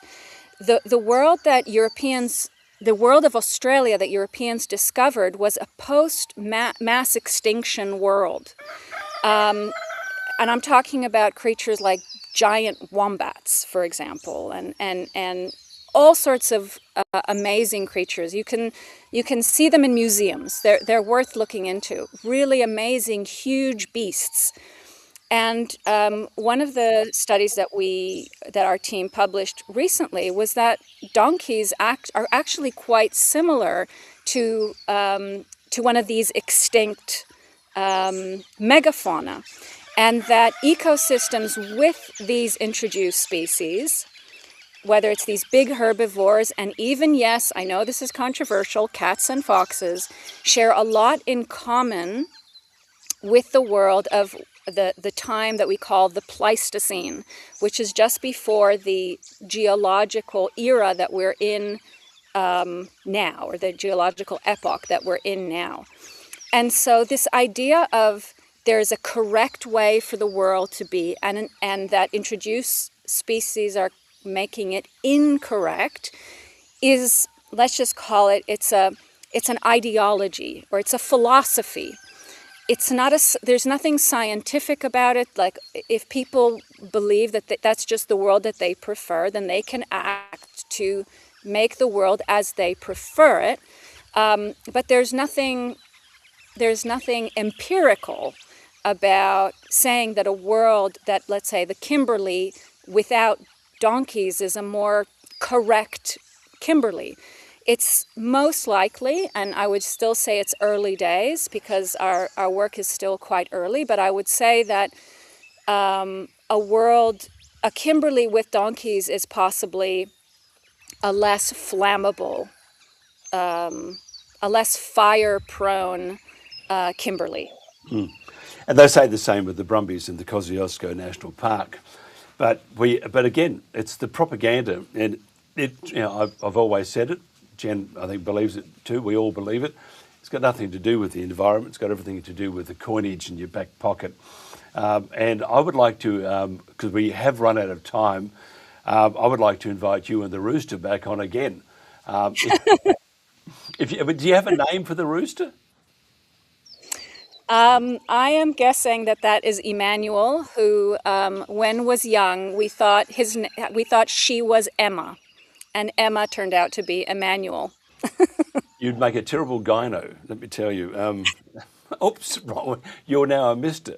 But a very nice rooster and in tune too. But I think what you're saying is it frustrates us enormously because it's just those with the most money can make the loudest noise. And if you do it properly, if you look at information operations and propaganda, that's how they do it, and they keep pumping out this claptrap, and eventually people believe it. And why would the government lie to us? But you just go back a few years, and we had a certain event that shut down the entire world, and people believed government, and they still do, which is disturbing to say the least. If somebody wants to find out more about you, Ariane, how do they do that? Well, if there's any particular questions, like I said, if there's one thing, and it's not just about donkeys, it's about anything at all, always check the sources as close to the data as you can. And so if there's anything that I said that you're either interested in or want to question, then email me. My email is available online, and I'll be happy to send the actual sources, and if I spoke beyond the data, then I'll then I'll retract that. But I'm hoping as much as possible, because that is something that I've learned that in my field, just be aware, and it's not just in conservation, but in several fields, where scientists, not government specifically, but scientists with well-meaning, we will speak outside of the realm of evidence that we actually have. And so I'll certainly do my best if there's any questions to show all the cards, including with cats and foxes. I'll just one last thing. We actually made a website. I can't quite quote it easily, but it's part of our study where we show the evidence linking cats and foxes to every single threatened species and extinct species that has been attributed to them. So it doesn't matter what I say. You can just literally look at what the evidence is for each and every one of them. If you're interested, I'll send that over to anyone. And then you can come to your own conclusions, whether you're persuaded or not persuaded, and to what extent. Absolutely brilliant. We have at home, we have 436 cats, or it feels like it. They will be very, very interested in those results and those studies. I'll send it to them then. Thank you so much. And look after the rooster, Emmanuel, because it's, I mean, it doesn't, is the rooster a long-term rooster, or is it, He's been around for several years, and yeah. And apart from being disruptive during interviews, he's a good rooster. Yeah, I was a bit nervy about that one. I thought, I saw a promo for the sheep detectives and Hugh Grant and Caleb, the guy from Clarkson's farm, and Hugh said, "Look, you can," because Caleb hates sheep anyway. He said, "I'll be," because he had the sheep. He said, "I'll name you after you, Hugh," and Jackman. And Hugh said, "As long as you don't eat me." And it's very hard, because we used to, on the land, we had animals, and they were very attached, and one day they would disappear, and we didn't know why. Anyway, we did realise that they were taken down, and it was terrible. So ever since then, I've been psychologically handicapped, I'm sure, that I ate one of my pet sheep. It's terrible, terrible thing, but it was tasty. Thank you so much for your time. We will do more of this if you don't mind, because I think there's so many things, dingoes, and more on Kachana, more on the donkeys, more on the misinformation that the government complains about, everybody else spreading the misinformation. It's them that are spreading it, and it's quite disturbing. Thank you again. I appreciate your time. This is the Country Telegraph. I could stand here and talk for literally hours about what we're up against here, and the inappropriate selection of the site that surrounds us. It's taking out of a 360-degree rural view that we currently have, that we came here for the peace, the quiet, the serenity, so that we could have our own little farming venture here. We've invested a lot of time and money in it, and our lives for years and years now.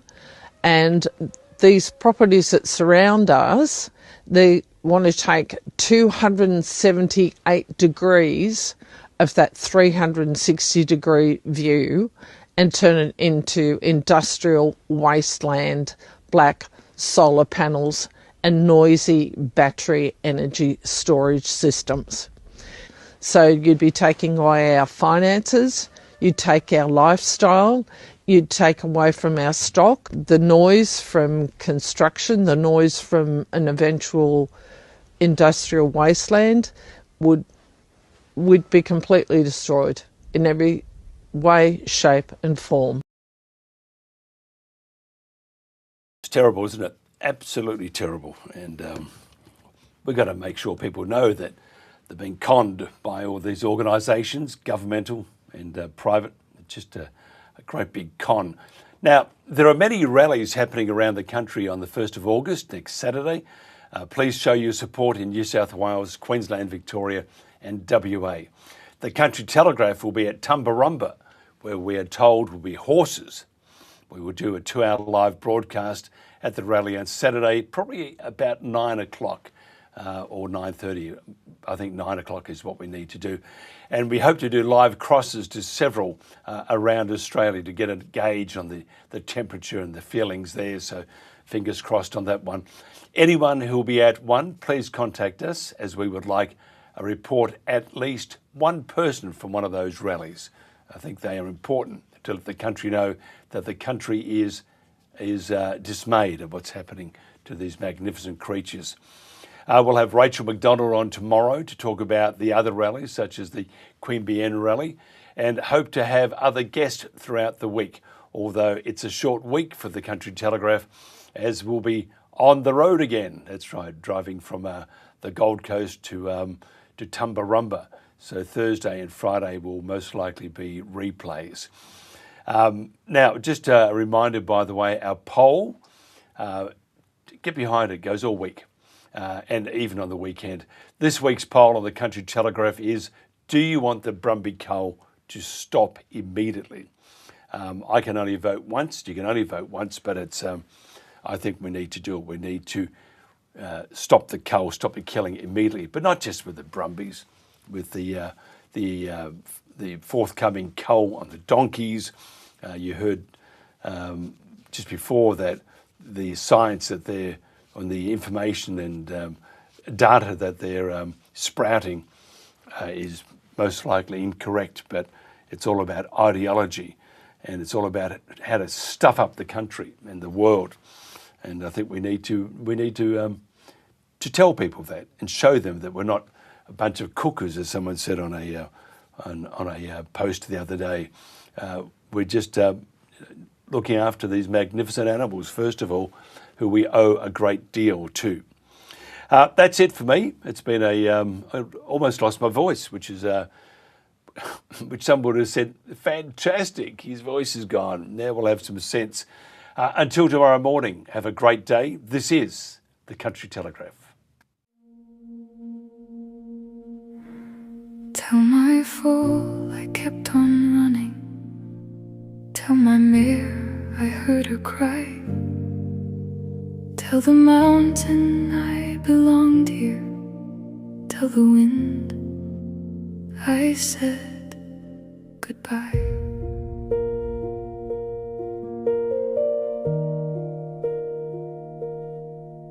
Brumby hoofprints etched for generations in the snow.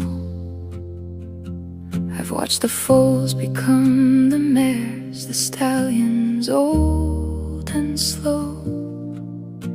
Here in the snowy mountains, where my life began, across hills, ridges and open plains, my fellow Brumbies ran. I've led them through winter storms, drought and summer rain, but I can't outrun what follows now. Shield my family from this pain. My ancestors crossed the oceans, but I was born upon this land. These mountains are my birthplace, the Snowies are my clan. These mountains hold our memories, our family history. If home is where you're raised, then this is where we should be. Tell my foal I kept on running. Tell my mare I heard her cry. Tell the mountain I belonged here. Tell the wind I said goodbye. Stay close beside me, little one. The thunder isn't rain. The sky itself is hunting us, and I cannot stop the pain. I gather those I love and turn to face the sound. Though every instinct tells me run, there's nowhere left for us now. These mountains hold our memories, our family history. If home is where you're raised, then this is where we should be.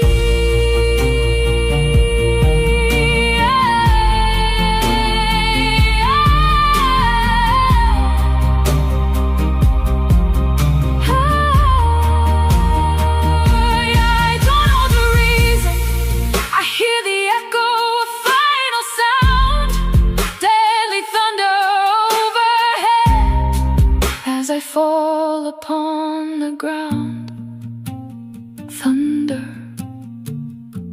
Again and again, my heart grows quiet as bullets rain. I thought I had more seasons, more rivers left to roam, more sunrises with my Kosciuszko clan before the mountains called me home. Tell them I was born here, my grandfathers fought their wars. Remind them that this was our home, the snowy mountains were ours. Tell my fool I knew her fear, tell my mare I heard her call, tell my fool I tried to save them, tell the wind how brumbies fall. Tell my fool I kept on running, tell my mare I heard her cry, tell the mountain I belonged here, tell the wind I said goodbye.